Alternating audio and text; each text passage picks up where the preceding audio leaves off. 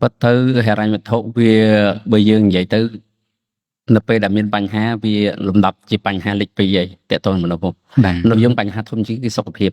cái nào tự miền sọc hiệp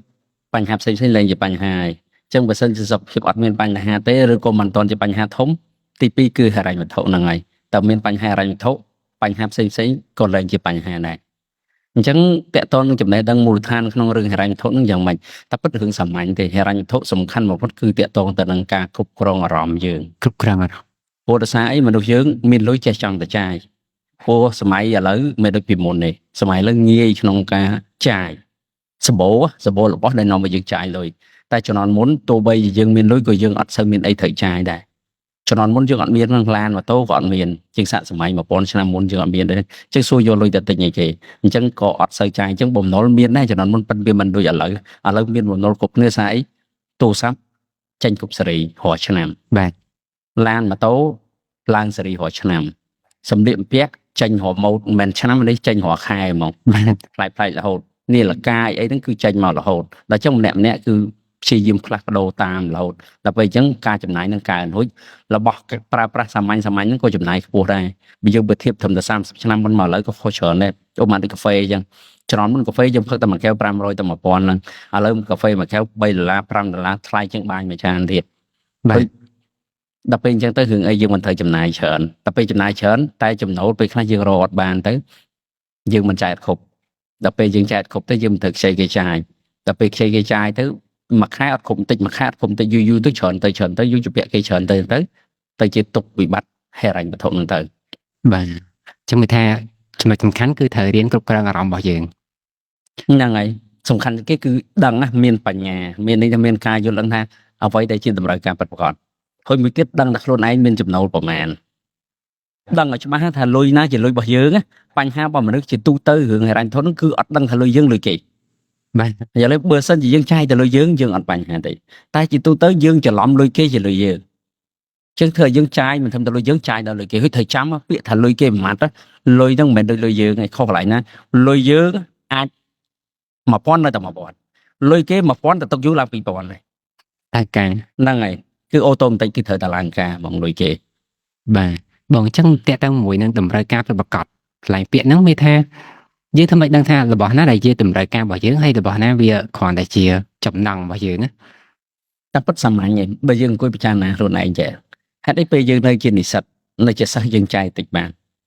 hết đấy bây giờ trên thời ca bẹt hai tích dân nơi trai tịch bản hết bây bẹt hai dân lại ông mà tha dân trên thời ca ta bốn bẹt hai pi rồi dân trai thọn là một á bằng đòi giúp làm hối cái nơi ta là một nơi ta sòn mua hai đây năng miên này thì dương trai ở trăm mai chứ mấy ban tha trai ở trăm mạnh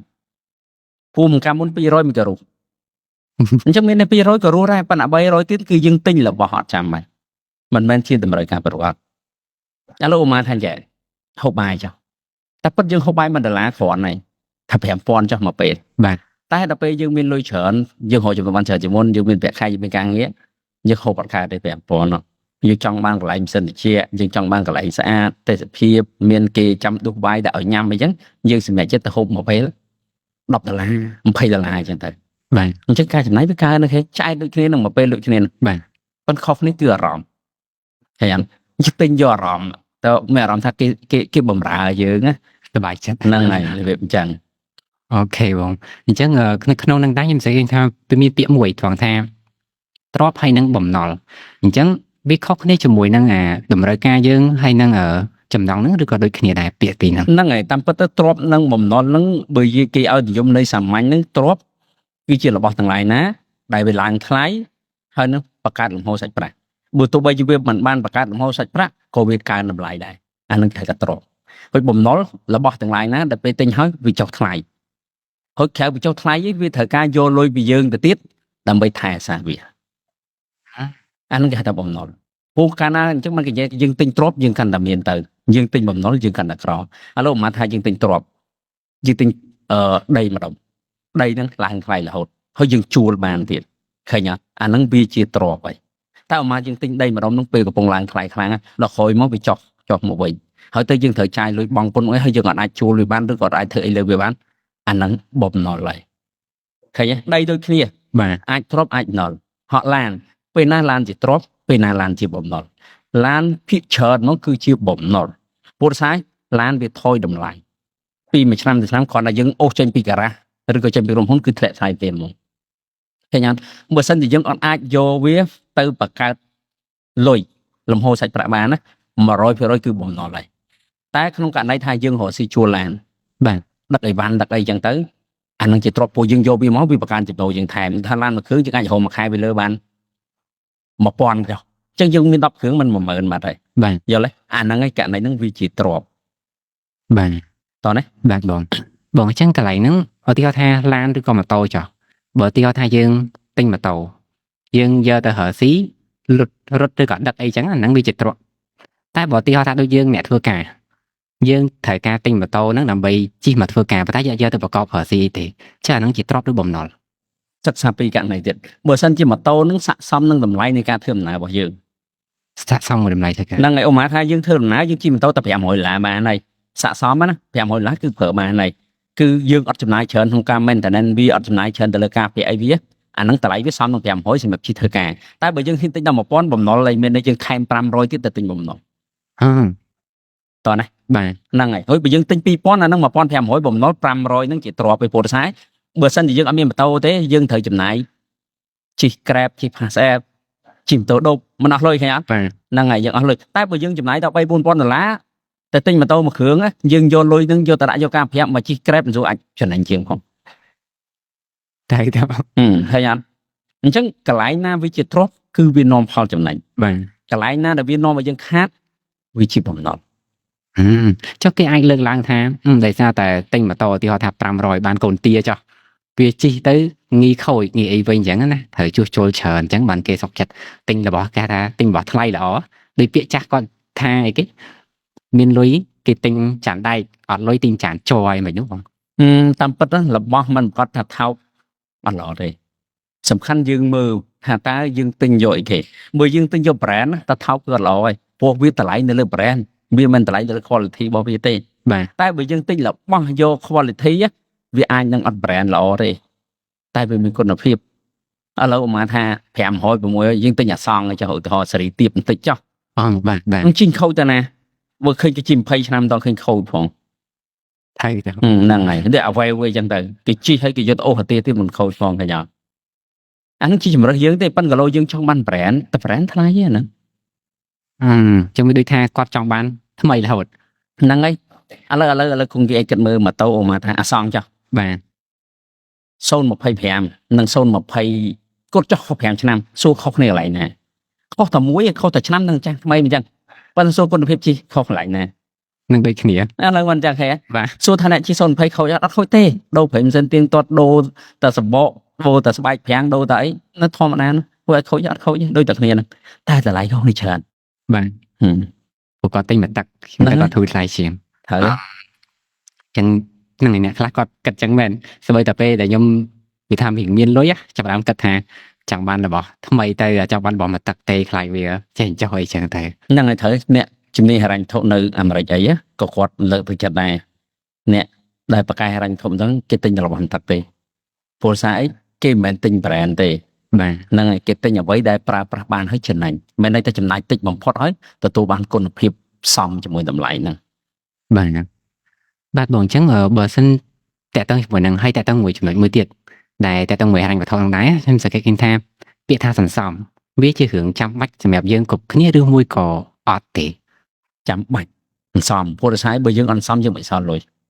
បាទ ពលសាយមនុស្សយើងយើងទៅធ្វើការដើម្បីបានចំណូលធ្វើអត់ បាទ ហើយនៅពេលណាមួយដែលយើងធ្វើការលេងកាត់យើងមានលុយមកពីណា បាទ ហើយបើយើងអន្សំទេករណីពេលណាមួយដែលយើងធ្វើការកាត់យើងគិតមិនអន្សំហ្នឹងគឺការពារនៅពេលដែលយើងធ្វើការកាត់មាន2 3លក្ខខណ្ឌអមថាគ្រោះថ្នាក់ធ្វើការកាត់ទេ បាទ មានជំងឺធ្វើការកាត់ទេ បាទ ចាស់ធ្វើការកាត់ទេអញ្ចឹងយើងត្រូវតែអន្សំការពារឲ្យខ្លាចករណីទាំងអស់ហ្នឹងកើតឡើងហើយកាលណាយើងអន្សំទៅយើងមិនបានលុយជាដើមទុនលុយហ្នឹងវាចេះបង្កើតលុយអញ្ចឹងដល់ពេលអមថាយើងមានដើមទុនធំណាយើងមិនបាច់ធ្វើការក៏យើងរស់បានព្រោះលុយហ្នឹងវាបង្កើតកូនមកវាអាចចាំយើងបានដូចយើងចាំកងានអញ្ចឹងណាដល់ពេលបានពងមកយើងញ៉ាំពងទៅរស់ហើយយើងកុំតែសម្រាប់មេកងានទៅ បាទហើយនៅក្នុងហ្នឹងអ្នកខ្លះគាត់និយាយថាអូខេអ្វីដែលលើកឡើងហ្នឹងត្រូវអញ្ចឹងណាប៉ុន្តែគាត់ថាសន្សំមិនបោះរាល់ថ្ងៃប្រាក់ខែត្រឹមតែ2-300 ហើយសំតាម100ហ្នឹងមួយឆ្នាំបានតាម1000ហ្នឹងអញ្ចឹងវាដូចថាអត់មានទឹកចិត្តក្នុងការសំដូចវាថាចេះគាត់មើលទៅដូចអត់មានជំនឿថាការដែលគាត់សំហ្នឹងថ្ងៃក្រោយទៅនឹងជួយគាត់ថ្ងៃក្រោយទៅនឹងធ្វើឲ្យគាត់ធូរធារខ្លាចជាអ្នកមានឬក៏ដោះស្រាយអភិបត្តិហិរញ្ញវត្ថុគាត់នឹងបាន តាមពិតដោយសារតែយើងអត់យល់ពីការពិតណាយើងយកអ្វីដែលមិនពិតយកមកនិយាយមនុស្សយើងប្រាក់ខែ2 300មិន2 300រហូតទេយល់ទេតែត្រឡប់សំតែយើងអត់មានប្រាក់ខែ 5000 ក៏អត់សមដែរយល់អត់អញ្ចឹងការសំនោះគឺការបង្កើតទម្លាប់ឲ្យយើងសល់លុយវាជាទម្លាប់ហ្មងអ្នកដែលត្រឡប់ចាយអស់ប្រហែលក៏ចាយអស់ដែរគឺខួរក្បាលរបស់គាត់ម៉ាញចិត្តរបស់គាត់គឺសេរីធ្វើមិនមកគ្រប់រហូតអញ្ចឹងកាលណាយើងរៀនត្រឡប់សំតាមពីលុយយើង200 300ទៅដល់យើងឡើង5 6000ក៏យើងសំនឹងច្រើនទៅមកហើយសួរតែសំនឹងមានស្អីកាលណាយើងសំច្រើនទៅសល់ច្រើនយើងមិនមានលុយដើមយើងដាក់ទៅធនាគារក៏បានការដែរឃើញអូម៉ាថាមានឱកាសណាល្អមួយគេលក់ដីលក់ផ្ទះលក់អីធូរថ្លៃអីចឹងទៅយើងអាចទិញបានឃើញអត់អញ្ចឹងតើយើងមានលុយម្ដងស្រួលបើយើងអត់ដឹងធ្វើអីដាក់តែធនាគារយកកាប់ប្រាក់ក៏បានដែរចឹងវាអាស្រ័យលើយើងគិតហ្នឹងហើយអាចអាស្រ័យក៏បានថាមិនអាស្រ័យក៏បានព្រោះការពិតវានៅតែការពិតទោះបីយើងគិតមិនក៏នៅតែចឹងដែរយល់ទេអូម៉ាថាមាត់ទោះបីយើងចង់ថាវាកងោកក៏វានៅតែមាត់ដែរយល់ទេព្រោះវាជាមាត់រួចទៅហើយដូចយើងនិយាយថាយើងគិតថាចេះចុះយើងគិតមិនក៏គិតទៅប៉ុន្តែការពិតវាអញ្ចឹងតោះណាហើយបើចង់មានត្រូវសំចេះទុកដាក់ត្រូវត្រឡប់ចាយតិចជាងចំណូលអាហ្នឹងគឺការពិតមកព្រោះយើងមិនបាច់ទៅអួតថាខ្ញុំចេះចុះយើងនិយាយមិនក៏បានដែរវាគ្រាន់តែបាត់បង់ខ្លួនយើងទេតែការពិតវានៅតែជាការពិតព្រោះគ្រប់អ្នកមានលើពិភពលោកហ្នឹងសិតតែចាយតិចជាងចំណូលបានមានគ្មានអ្នកមានណាដែលចាយច្រើនជាងចំណូលថ្លៃជាអ្នកមានទេគ្រប់មនុស្សដែលអត់ចេះទុកលុយសិតតែធ្លាក់ខ្លួនក្រវិញទាំងអស់ហ្មងយើងទៅមើលប្រវត្តិសិទ្ធិដែលធ្លាក់ខ្លួនទៅជាអ្នកក្រវិញណាគឺមានចំណុចរួមដូចគ្នាតែងតែចាយអត់គិតអត់ដែលគិតសំទេគាត់អានតែគាត់រកបានដូចម៉ៃថៃសាន់អញ្ចឹងពេលគាត់វាយបដាល់ខ្លាំងគេថា on the prime នៅពេលដែលគាត់ជោគជ័យខ្លាំងគាត់រកចំណូលបានច្រើនមកគាត់រាប់10 លានដុល្លារតែដល់ពេលគាត់វាយឡើងកើតធ្លាក់ខ្លួនគាត់ដល់វ័យមួយគេចុះគាត់ធ្លាក់ខ្លួនភ្លាមហ្មងក៏អត់មានលុយទៀតហ្នឹងអត់មានលុយព្រោះគាត់ធ្លាប់ចាយច្រើនហើយគាត់មានលុយអសោះ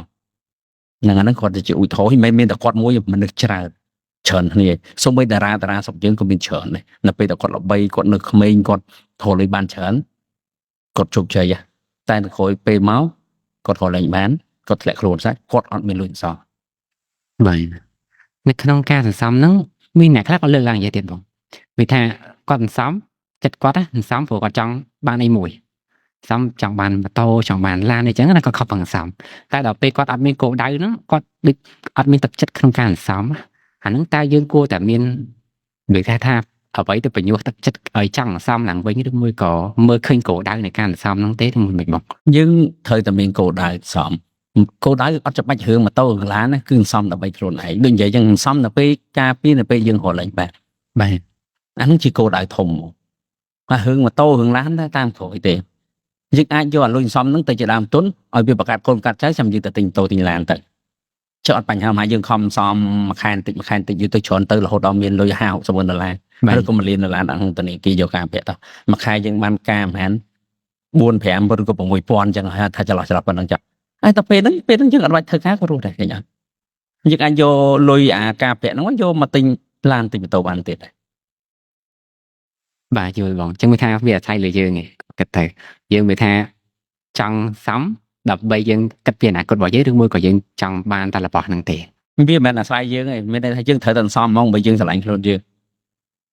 យល់ទេបាទហ្នឹងហើយបើយើងស្រឡាញ់ខ្លួនយើងគិតគូរពីខ្លួនឯងគិតពីអនាគតយើងត្រូវតែសំអូប៉ះតែឈឺពោកទៅមានលុយមកដែរអត់ឃើញអត់អញ្ចឹងបើឈឺរយៈពេលខ្លីអីណាចុះបើសិនឈឺរយៈពេលវែងយើងរកចំណូលលេងបានទេគិតមកបងយល់ហ្នឹងហើយអញ្ចឹងយើងការពារឲ្យតនយើងនៅក្មេងនៅមានកន្លែងអញ្ចឹងយើងខំសន្សំទៅរួចមួយទៀតយើងត្រូវដឹងថាកាលណាយើងចេះសន្សំយើងចាប់ដើមចេះឲ្យតម្លៃលុយយើងចាប់ដើមយល់ពីសមត្ថភាពរបស់លុយអាហ្នឹងវាជាធម្មជាតិមកចុះវាធ្វើឲ្យយើងនឹងប្រឹងសមត្ថភាពខ្លួនឯងថែមដើម្បីបង្កើនចំណូលដល់ពេលចំណូលយើងកើនយើងមានទ្រព្យនៃការសន្សំយើងនឹងសន្សំកើនខ្លួនឯងមកព្រោះយើងដឹងថាអ្វីជាតម្រូវការអ្វីក៏គ្រាន់តែអារម្មណ៍ឯងបាទហ្នឹងហើយអញ្ចឹងនៅក្នុងការសន្សំនោះមួយទៀតអ្នកខ្លះខ្ញុំនិយាយថាគាត់មានលទ្ធភាពអាចសន្សំបានប៉ុន្តែគាត់សួរសំណួរវិញថាតើយើងគួរតែសន្សំនឹងខ្លួនឯងសន្សំនឹងធនាគារ ឬមួយក៏មានចំណុចទៅគាត់ថាទិញមាសចឹងទៅហើយអ្នកខ្លះទៀតគាត់ថាលេងតង់ទីនទៅអ្នកខ្លះទៀតគាត់ថាអូបើនិយាយលុយហ្នឹងទៅចងការឲ្យគេវិញអញ្ចឹងបានការបានអីមកវិញអញ្ចឹងក្នុងហ្នឹងតើបងគាត់ថាមួយណាដែលបង recommend ឲ្យធ្វើ សំធ្វើមិនក៏ដោយគឺយើងរក្សាសុវត្ថិភាពវាបានជាសំខាន់ជាងគេ ដោយសារសុខភាពវិញ ហ្នឹងហើយធ្វើមិនក៏មិនបាត់លុយ អឺ យល់អត់មកយើងយកធ្វើអីដែលបាត់លុយយើងកុំធ្វើឲ្យល្អជាងនៅក្នុងក្បួនវិនិយោគរបស់ Warren Buffett គាត់និយាយថាចំណេញមិនសំខាន់សំខាន់បើបាត់ដើម ដោយសារដើមរបស់យើងឲ្យថា ហ្នឹងហើយអញ្ចឹងមានន័យថាបើសិនជាមិនច្បាស់គឺអត់បោះលុយមកកន្លែងហ្នឹងដែលនិយាយបញ្ជាក់អ្នកជំនាញហិរញ្ញវត្ថុខ្លះទៀតគេនិយាយថាលុយទុកចោលខាត់ការអតិផរណាតែ Warren Buffett គាត់ថាអត់អញ្ចឹងផងគាត់ថាបត់ច្បាស់ហ្នឹងដាក់ទៅមិនបានអស់វាធ្ងន់ជាងអតិផរណាឬការប្រាក់ហ្នឹងទៀតប៉ុន្តែសួរថាអញ្ចឹងវិស័យហិរញ្ញវត្ថុដូចធនាគារអីប្រហែលនេះតែមានដួលវាអត់មាន បានកម្ ជា រ ពិសេសស្រុកខ្មែរយើងអត់និយាយស្រុកគេនៅអាមេរិកនៅអីមានដួលទៅនាំឲ្យវិបត្តិសេដ្ឋកិច្ចពលរដ្ឋតែស្រុកខ្មែរchưaអត់មានដួលទេតែបើយើងដាក់លុយនៅផ្ទះអសបត្តិភាពជាងនៅធនាគារអាចចោលខុសបន្ទប់ បាន ភ្លើងឆេះហើយអត់ បាន កតោខាងមិនចឹងតែបើយើងដាក់គេយើងចាយតែលុយ digital ហ្នឹង ទៅការទិញមាស ទិញមាសទិញតើយើងយល់រឿងចំណេះដឹងយើងអញ្ចឹងនិយាយចាច់លេងរឿងមាសកុំយល់ច្រឡំថាមាសចេះតែឡើងថ្លៃតែមើលក្រាបមាសទេមាសមានពេលឡើងមានពេលចុះមាសនិងអចលនទ្រព្យបច្ចេកយល់អត់មាសនិងអចលនទ្រព្យពីរហ្នឹងគឺប្រឆាំងគ្នាតែចាំតែអចលនទ្រព្យឡើងមាសចុះអចលនទ្រព្យចុះមាសឡើងព្រោះអចលនទ្រព្យដើរស្របជាមួយនឹងសេដ្ឋកិច្ចល្អ ចំណាក់ទ្របឡើង អចលនទ្រព្យឡើងមាសចុះសេដ្ឋកិច្ចអត់ល្អមានវិបត្តិមានសង្គ្រាមមានអីអចលនទ្រព្យចុះថ្លៃមាសឡើងព្រោះមាសជារបស់ដែលមានសុវត្ថិភាពរបស់មានសុវត្ថិភាពវាតែងតែមានតម្លៃនៅពេលដែលទៅកន្លែងដែលអសុវត្ថិភាព យល់អត់ បាទ មាសដូចជាអាវក្រោះចឹងឥឡូវដូចគង្គីអីរស់នៅក្នុងតំបន់ដែលសុវត្ថិភាពដែលសួរពេលអាវក្រោះអត់ពេលអី អត់ទេ ធ្ងន់ណាស់ហ្នឹងណា បាទ តែបើថាចូលសមរភូមិដែលគេបាញ់គ្នាពុំបាំងមានតម្លៃ បាទ ត្រូវមែនតើ ហ្នឹងហើយមាសគឺអញ្ចឹងឲ្យតែអសុវត្ថិភាពម្នាក់ៗប្រមូលទិញមាសពលសាមាសជារបស់មានកំណត់ បាទត្រូវ ហ្នឹងហើយយើងខំតាមពិតនៅតែគេរែងបានអីបានតែវាតិចទេវាចង់យកវាក្នុងចំនួនមួយជាក់លាក់ច្បាស់មិនមែនចេះតែ print បានដូចលុយទេណា បាទ ហ្នឹងហើយតែអញ្ចឹងគេត្រូវការវាហួចត្រង់ណាក៏ត្រូវការដែរវាលើកចុះលើកឡើងបានមិនដូចអចលនទ្រព្យបានតែមួយកន្លែងមួតរួចហើយបើតំបន់ហ្នឹងអភិវឌ្ឍឡើងថ្លៃតែតំបន់ហ្នឹងមានបញ្ហាលែងមានតម្លៃ ចុះអ្នកខ្លះគាត់ថាចេះគាត់ថាគាត់តាំងពីកើតមកគាត់មិនដែលឃើញមាសចុះថ្លៃទេ តែមើលឆ្នាំ2011ធៀបនឹង2017 8ពេលណាមាសថ្លៃជាងមាស2011មួយអោន2000មាស2016 17 18មុនកូវីដមួយអោនសត1200ជាងឯងតែមើលក្រាបក៏មិនមែនសំខាន់អារម្មណ៍ឯងសំខាន់ទិន្នន័យជាក់ស្ដែងយល់ទេ បាទ តែសេដ្ឋកិច្ចកំពុងប៊ូមខ្លាំងអាចំនួន2018 19នេះមុនកូវីដនេះមាសថោកពោះម្នាក់នឹងទុកមាសត្រូវអីទុកមាសមិនកើនកោលខាត់ចាយ បាទ លក់តែមាសយកលុយដុល្លារដាក់ធនាគារក៏កើនលុយ បាទ ហើយជួមាសនឹងកើនដល់កូនមកតឡឹងតែ ហ្នឹងហើយអត់មានតែណា ហ្នឹងហើយយល់អត់អញ្ចឹងជំនឿអីទៅគេទុកមាសតែឥឡូវមិនបានមាសឡើងថ្លៃវិញអាមេរិកព្រីនលុយអត់ឈប់សោះសង្គ្រាមរហូតលុយមួយសិតតែគេអត់ស្ទើរទុកចិត្តពលរដ្ឋរដ្ឋាភិបាលអាចបោះពុំលុយបាន បាទ តែមាសមានណាបោះពុំបានហើយអត់ចុះម្នាក់ប្រមូលទិញមាសទុកដើម្បីរក្សាសុវត្ថិភាពខ្លួនឯងកាលណាយើងមានមាសយើងមានតម្លៃចឹងសូម្បីតែមិនមែនតែមនុស្សបុគ្គលទេប្រទេសមួយក៏ចឹងដែរមានមាសកាន់តែច្រើនណា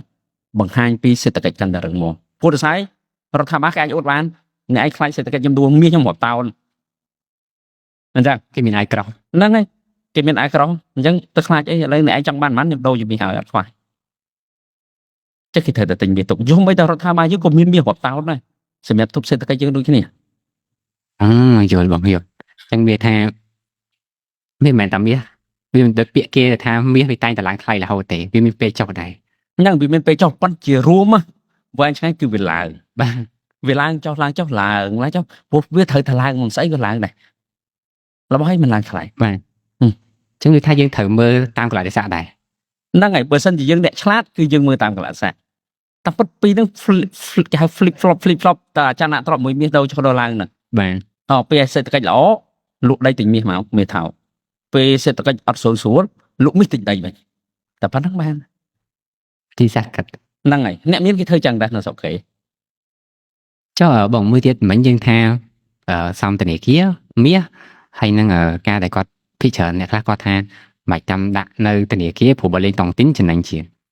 high risk high return ហើយreturn ហ្នឹងហើយតែតុងទីននិយាយទៅក៏មានអ្នកមានដោយសារតុងទីនណាតែសម្បូរអ្នករត់ចោលស្រុកដោយសារតុងទីនច្រើន បាទអត់លេង សួរយើងរើសយកមួយណាយល់អត់ បាទ មនុស្សយើងហេតុអីបើដឹងថាតុងទីនមកវានៅតែរើសតុងទីន ហ្នឹងហើយ វាស្រួលមនុស្សយើងពីចិនរើសអ្វីដែលស្រួលមិនរើសអ្វីដែលរីកចម្រើនណា ឃើញលុយច្រើន ហ្នឹងហើយបានស្រួលបានការពាក់ស្រួលស្រួលដល់ពេលយូរទៅធម្មតាតែយើងចំណេញមិនអ្នកផ្សេងខាត បាទ ហើយអ្នកខាតហ្នឹងមិនរត់ហើយណាឲ្យលុយយើងតោះណា បាទ ហ្នឹងហើយអញ្ចឹងតុងទីនមិនយូរមិនឆាប់ទេដល់ពេលមួយគង់តែក្តាំងមក គង់មានអ្នកគេម្នាក់ក្នុងនឹងក ហ្នឹ ណ្ដា ង ល ហើយយើងសួរហេតុអីបានអ្នកខ្លះសុកចិត្តខាតការតែដេញតុងទីនខាតការស្អីត្រូវការលុយ បាទ គាត់ខ្វះលុយហ្នឹងហើយបានគាត់សុកចិត្តខាតហើយគាត់ខ្វះលុយស្អីតាំងពីដើមមកគាត់ចាយច្រើនជាងចំណូលរហូត យល់ទេ យល់ ហ្នឹងហើយយល់ទៅគាត់ទៅបន្តិចអត់ដឹងខ្លួនទេដូចអ្នកដែលត្រឡប់ចាយខ្ចីលុយគេចាយចុងខែ បាទ គឺថាគាត់ចាយអត់គ្រប់អញ្ចឹងដំបូងខែហ្នឹងគាត់ខ្វះ 1000 ឯងគាត់មិនខ្ចីគេថែមដល់ខែក្រោយគាត់មិនខ្វះ 1000 ទេជពាក់គេ 1000 គាត់ខ្ចីថែមទៅដល់ 2000 ខែក្រោយទៀត 3000 ខែក្រោយទៀត 4000 យូរទៅប្រាក់ខែរបស់គាត់ហ្នឹងគឺអត់បានចាយបើកមកសងគេអស់ យល់បងយល់អញ្ចឹងមានថាបើយើងគិតទៅតែទៅមួយការសន្សំយើងគិតលើសុខភាពជាធំ យើងវាជាទម្លាប់ឯងនិយាយទៅសាក់អត់លុយមើលគង្គីអីសាក់អត់លុយមើលឥឡូវអូម៉ាថាឥឡូវគង្គីអីមួយខែ 400មិនចាយគ្រាន់តែសាក់ឆៃដល់មកអត់លុយមើលធ្លាក់ខ្លួនព្រឹបមកមួយខែ 50ក៏ចាយគ្រាន់ដែរចិត្តរបស់យើងគឺសេរីហ្មងថា50គឺធ្វើតែគ្រាន់ ត្រូវទៅ អញ្ចឹងឃើញអត់ ដូចយើងព្យាយាមគិតដើម្បីធ្វើមិនឲ្យបាននឹងគ្រប់គ្រាន់ប៉ុណ្ណឹង ហើយយល់ទេអាហ្នឹងអញ្ចឹងដល់ពេលយើងយល់ពីអញ្ចឹងតាមពិតមូលហេតុមកពីយើងយើងគិតថាខ្ញុំកាត់អត់បានសាក់ដាច់លុយភ្លាមមើលមិនហៅវិធីដឹងខ្លួនឯងមកថាត្រូវធ្វើអីហ្មងអីដែលសំខាន់បំផុតហ្មងគឺឲ្យតម្លៃនឹងមុនគេហ្មង បាទយល់បងមួយទៀតបងក្នុងការគ្រប់គ្រងលុយវាដូចសំខាន់ណាស់ត្រូវអត់វាដូចថាខ្ញុំស្បស្ដាប់ពីតបងណាបងថាសមត្ថភាពរកចំណូលសំខាន់ប៉ុន្តែសមត្ថភាពគ្រប់គ្រងចំណូលរត់តែសំខាន់ជាងនឹងទៀតអ្នកខ្លះគាត់មានមតិមួយចែកគាត់ថាត្រូវឲ្យសមត្ថភាពក្នុងការគ្រប់គ្រងលុយសំខាន់ប៉ុន្តែបើយើងគ្រប់គ្រងលុយពេកយើងទៅជាម៉ៅស្វិតទៅជាកំណាញ់អីវិញណាអញ្ចឹងទៅ ម៉ៅស្វិតមានតែអត់ចេះគ្រប់គ្រងលុយទៀតហើយ ម៉ៅស្វិតអត់ចេះគ្រប់គ្រងលុយ មកពីយើងអត់ចេះគ្រប់គ្រងលុយបានយើងទៅម៉ៅស្វិតទៅអត់យើងអត់ដឹងថាពេលណាត្រូវចាយពេលណាអត់ត្រូវចាយផងណាយល់ទេ អត់ខុសគ្នាអញ្ចឹង ហ្នឹងហើយមកពីយើងអត់ដឹងយើងអត់ចេះហ្នឹងឯងតែធ្វើយើងធ្វើខុសទៅជាម៉ៅស្វិតតិចអីចាយលុយខុសខ្ទង់យល់អត់ បាទ លុយអ្នកហ្នឹងម្នាក់គេសង្កត់តែនឹងម៉ៅស្វិតថងឡើយណាគឺដោយសារអ្នកហ្នឹងត្រូវចាយគឺអត់ចាយយល់អត់មកពីត្រូវចាយអត់ចាយហ្នឹងមិនគេថាយើងស្វិតតែបើយើងចាយត្រូវចាយមានអីត្រូវម៉ៅស្វិត យល់ មកពីយើងនឹងអត់យល់ខ្លួនឯងអត់យល់ពីនិយមន័យថាចាយត្រូវនឹងមានន័យថាម៉េចមានន័យថាគាត់ចាយត្រូវចំណុចយើងទៅសើចខាងពីអ្នកមានប្រវត្តិមិនដឹងឥឡូវដូច Warren Buffett គាត់ម៉ៅស្វិតអត់ពីណាថាគាត់ម៉ៅស្វិតបរិច្ចាគក្នុង$1000 លានតែបើថាញ៉ាំ pizza មួយពេលអូញ៉ាំ burger មួយពេលតែ$3ទេគឺគាត់ថាអត់ចាំបាច់ធ្វើចំណាយលើនឹងផងហេតុអីគាត់ធ្វើចំណាយលើនឹងឡានទិញតែមួយទឹកទេជីចុះតែតម្លៃតែប្រហែល$10000នេះលងាក៏ពាក់តែរបស់ធូរថ្លៃគាត់សួរហេតុអីទៅទិញរបស់ថ្លៃបើគាត់ពាក់មើលមកតា យល់ ឥឡូវថាគាត់ស្វិតកន្លែងណា អូខេ យល់អត់ យល់ ហ្នឹងកន្លែងហ្នឹងគេចេះចាយលុយមិនមែនគេមកស្វិតទេដូច Bill Gates ចឹងសាមញ្ញរស់នៅប៉ុន្តែ private jet មិនទេតម្លៃ60 លាន ថៃបង ហើយមិនគាត់ធ្វើអញ្ចឹងគាត់ថាពេលវេលាថ្លៃគាត់ទិញ private jet ដើម្បីទិញពេលវេលា អូដោះដូរគ្នាវិញ ហ្នឹងហើយឥឡូវគាត់មើលបើយើងជិះឡានប្រហែលម៉ោងដូចថានៅអាមេរិកចឹងដីធំជិះឡាន10ម៉ោង បាទ បើគាត់ជិះ private jet គាត់តែកន្លះម៉ោងអីគេឧទាហរណ៍គាត់មិនចំណេញពេលច្រើនតើអត់ បាទ តែគាត់អស់លុយច្រើន ប៉ុន្តែអាហ្នឹងវាស៊ីសងគ្នាមួយគាត់បាន បើពេលវេលាគេថ្លៃ បាទថ្លៃជាងវិញ ហ្នឹងហើយមួយម៉ោងគេរក10លានឡានហ្នឹង យល់បងយល់ហើយក្នុងហ្នឹងទៀតមានចេះទៀតគាត់ថាអូខេយើងគ្រប់គ្រងលុយយើងចេះគ្រប់គ្រងលុយប៉ុន្តែបើសិនយើងគ្រប់គ្រងលុយបែបថាយើងចាយច្រើនណាគាត់ថាបានហ្នឹងយើងខំប្រឹងបើយើងចាយតិចយើងអត់សូវខំប្រឹងទេអាហ្នឹងត្រូវគាត់ អត់ត្រូវទេអ្នកដែលពាក់បំណុលគេចាយច្រើនហ្នឹងសួរខំទេវាអត់ត្រូវអាហ្នឹងវាគ្រាន់តែជាលេសហ្នឹងហើយជាលេសយើងបកស្រាយការពីខ្លួនឯង ដោយសារយើងខំប្រឹងបានយើងចាយលុយច្រើនមែនទេ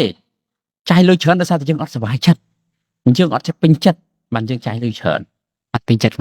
នឹងហើយមនុស្សយើងទៅអត់សុបាយចិត្តចាយលុយទៅអត់តែយើងអត់ពេញចិត្តអូមកតាគង្គីកៅពេញចិត្តអត់ហើយមានអីត្រូវតែថ្មីទៀតបើពេញចិត្តម៉ូតូស្រឡាញ់ពេញបេះដូងហើយហេតុអីត្រូវដងទៅ ត្រូវដែរ មកពីយើងអត់ពេញចិត្តបានយើងចង់រកទិញអីយើងអត់ពេញចិត្តជីវិតរបស់យើងណាអញ្ចឹងយើងមិនត្រូវចាយលុយដើម្បីផ្លាស់ប្ដូរ បាទបាទ ហ្នឹងហើយហើយសួរថាតើចាយលុយផ្លាស់ប្ដូរហ្នឹងគាត់ថាខ្លួនឯងខំប្រឹងមែនទេមកយើងហ្នឹងអត់ចេះរីករាយជាមួយជីវិតយើងតែយើងអត់ពេញចិត្តទេយើងផ្លាស់ប្ដូរឥឡូវដូចចាស់ខ្លះថាគាត់ស្រឡាញ់របស់គាត់យើងសាកទៅឲ្យគាត់ដូរគាត់ដូរទេបើគាត់ស្រឡាញ់គាត់ដូរទៅអីទៀតតែគាត់ពេញចិត្តតែបើគាត់អត់ពេញចិត្តហ្នឹងគាត់ទាដូរដូចយើងដែរហ្នឹង ត្រូវមែនដែរដូចថានឹងបើស្លាប់ដងទៅត្រូវខ្ញុំកាត់ឡើងវិញដូចថារាល់ដងបើសិនយើងពេញចិត្តនឹងខ្លួនឯងហើយយើងអត់មានត្រូវចំណាយផ្សេងក្រៅពីហ្នឹងទេ ហ្នឹងហើយ ព្រោះថាយើងថាចង់បាននេះចង់បាននោះវាអត់តន់ពេញបេះដូងយើង ត្រូវហើយឥឡូវដូចអ្នកកែសម្ផស្សសាយ អត់ពេញចិត្ត ពេញចិត្តហ្នឹងហើយហើយអត់ ចឹងមិនតចំណាយលុយ ត្រូវហើយដោយសារគាត់ពេញចិត្តអុយបើយើងពេញចិត្តហើយមានតែចំណាយលុយដូចបងគឺធំនិយាយលេងថាទៅវះកាត់ច្រមុះហើយឲ្យណាច្រមុះខ្ទង់ស្អាតស្រួយអីបងថាច្រមុះ perfect ហើយ មានអីលើនឹងទៀតបើយើងថា perfect ហើយ បែបក៏អត់និយាយ ហ្នឹងហើយមិនចឹងទៅអត់ បាទ សំខាន់បើយើងគិតថា perfect ហើយអស់ហើយបើយើងពេញចិត្ត យល់បងយល់ចឹងចុះអាធ្វើម៉េចបានយើងមានអារម្មណ៍បែបហ្នឹងបានណា ខ្លួនយើងរៀនរីករាយជាមួយអ្វីខ្លួនឯងមានរៀនស្រឡឹងចំណុចវិជ្ជមានជីត្រឡប់មកហ្នឹងអ្នកខ្លះគឺត្រឡប់ស្រឡឹងទៅចំណុចវិជ្ជមាននេះស្រឡឹងទៅចំណុចខ្វះខាតទេដល់ពេលចឹងអត់ចេះពេញចិត្តទេដូចបងចំណាំឧទាហរណ៍ថាផ្លែប៉ោមមួយផ្លែតកៅស៊ីបន្តិច បាទ បើយើងជាមនុស្សត្រឡប់វិជ្ជមានណាយើងស្រឡឹងអាផ្នែកតែតកៅអត់ស៊ីយើងថាឆ្កឹះបន្តិចទៅសល់សាច់ញ៉ាំបាន បាទ តែបើយើងត្រឡប់ចេះតែអត់ពេញចិត្តយើងនឹងទៅអាតកៅស៊ីបន្តិចមិនគួរណាតកៅស៊ីបន្តិចទទួលយកបានយើងត្រូវចោលផ្លែប៉ោមមួយទាំងមូលទៅយកថ្មីមួយទៀត តែហ្នឹងអ្នកខ្លះគាត់ថាហ្នឹងឲ្យសារគាត់អីគេperfectionism អីចឹងទៅចង់បានរបស់ វាមិនមែនទេអានោះជាបញ្ហាចិត្តរបស់គាត់នេះចង្អៀតចង្អត់បើគាត់អញ្ចឹងគាត់ធ្វើស្អីក៏ងាយទៅដែរស្អីក៏ទៅដែរគាត់ចង្អៀតខាងក្នុងចិត្តរបស់គាត់ហ្មងយល់អត់ឥឡូវយើងនិយាយថា perfect មិន perfect តែ perfect លើហ្នឹងឯងបើយើង perfect លើការងារអត់អីទេតែបើយើងចង្អៀតចង្អត់យើងផ្សេងយល់អត់ចង្អៀតចង្អត់មានតែថាស្អីក៏យើងទៅបានណាយើងចូលចិត្តរហូតតែកន្លែងទៅហ្មងអូមកជួបនរណាមួយអញ្ចឹងជួបមុខគេមិនរកកន្លែងតាសាគេឯងដូចថាគង្គីល្អមកចប់ឯងទៅគង្គីកន្លែងណាមួយអញ្ចឹងរកកន្លែងទៅតឃើញហ្នឹងដែរ យល់បាទ អញ្ចឹងដូចហៅទៅវិញ plan គេបរៀនអញ្ចឹងហ៎គេឲ្យយើង set បរៀនចិត្តរបស់យើងកន្លែងជួបមនុស្សគឺរកកន្លែងល្អដើម្បីសាតែមនុស្សទៅកន្លែងផ្លាច់ scan មនុស្សផ្លាច់រកកន្លែងណាទៅដើម្បីស្រីអោ យល់ ហើយយល់ទេ យល់ ហ្នឹងអាហ្នឹងគឺបញ្ហាខ្លួនយើងហ្នឹងបងចិត្តរបស់យើងហ្នឹងអញ្ចឹង បងអញ្ចឹងបន្ទាប់ពីបាននិយាយគ្នារឿងចំណុចជាច្រើនមិញហ្នឹងមានចំណុចមួយទៀតដែលខ្ញុំឆ្ងល់ថងថារឿងសន្សំនឹងដូចគ្នាតែអ្នកខ្លះគាត់ថាសន្សំមិនបោះរាល់ថ្ងៃហ្នឹងគាត់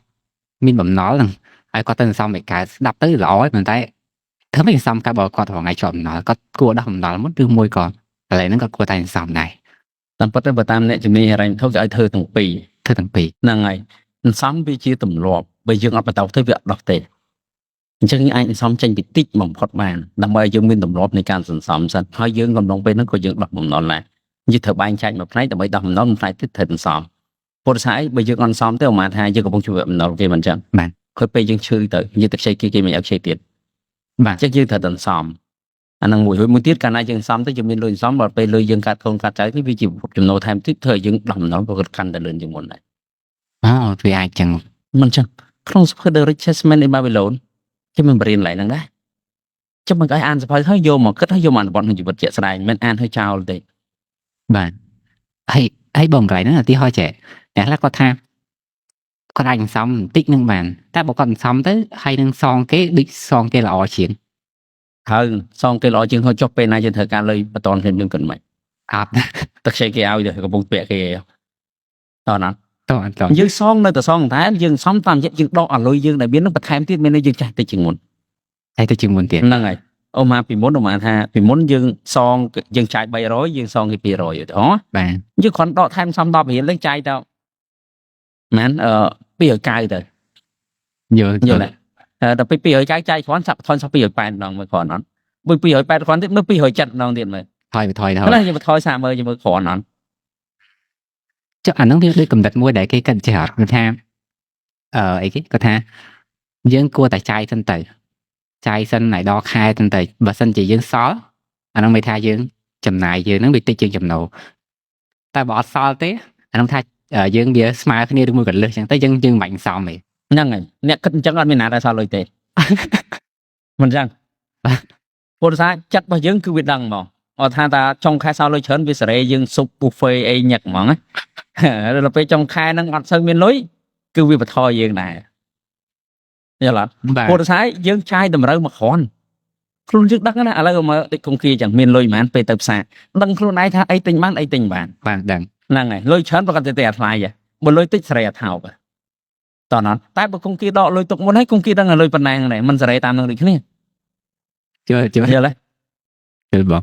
អញ្ចឹងមួយទៀតក្នុងនឹងដែរគេគាត់និយាយគាត់ថាបើយើងសំហើយយើងព្យាយាមចាយតិចបំផុតអញ្ចឹងវាមិនធ្វើឲ្យសុខភាពយើងវាអន់ថយវិញណាអញ្ចឹងវាមិនអត់ល្អយើងគួរតែធ្វើឲ្យសុខភាពយើងល្អព្រោះថាសុខភាពល្អវាហិរញ្ញវត្ថុអីក៏វាដើរអញ្ចឹងអាហ្នឹងមិនវិញបង ហើយនិយាយចឹងសុំហេតុផលតែយើងត្រូវដឹងណាមនុស្សរងថ្ងៃឈឺនឹងញ៉ាំមិនមែនឈឺនឹងអត់ញ៉ាំណាឥឡូវការព្យាបាលមួយចំនួនធំគឺគេឲ្យយើងអត់ញ៉ាំត្រូវអត់បាទគេឲ្យយើង fasting ណា បាទ ហើយគេឲ្យយើងញ៉ាំរបស់ណាដែលចាស់បាច់ចំពោះសុខភាពមិនមែនចំណាយច្រើនទេរបស់ចំណាយច្រើនសិនរបស់នាំឈឺតាឥឡូវមកផឹកម្ដងគង្គាអស់ណាទឹកផឹកទឹកសាច់ខ្លែមគ្នា3នាក់មិនសម100តែបើគង្គាទិញសាឡាត់ញ៉ាំ$100ហ្នឹងគឺគេញ៉ាំបែកពោះងាប់ទៀតក៏អត់អស់ដែរ ជឿបង ហ្នឹងអញ្ចឹងព្រោះគេថាប្រូតអ៊ីនទ្រូងមាន់អញ្ចឹងថោកណាស់គង្គាញ៉ាំទៅវាអស់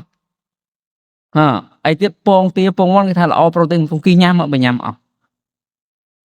មានអស់ឲ្យច្រើនទេតែអាធ្វើឲ្យសុខភាពអត់ល្អហ្នឹងតែចំណាយច្រើន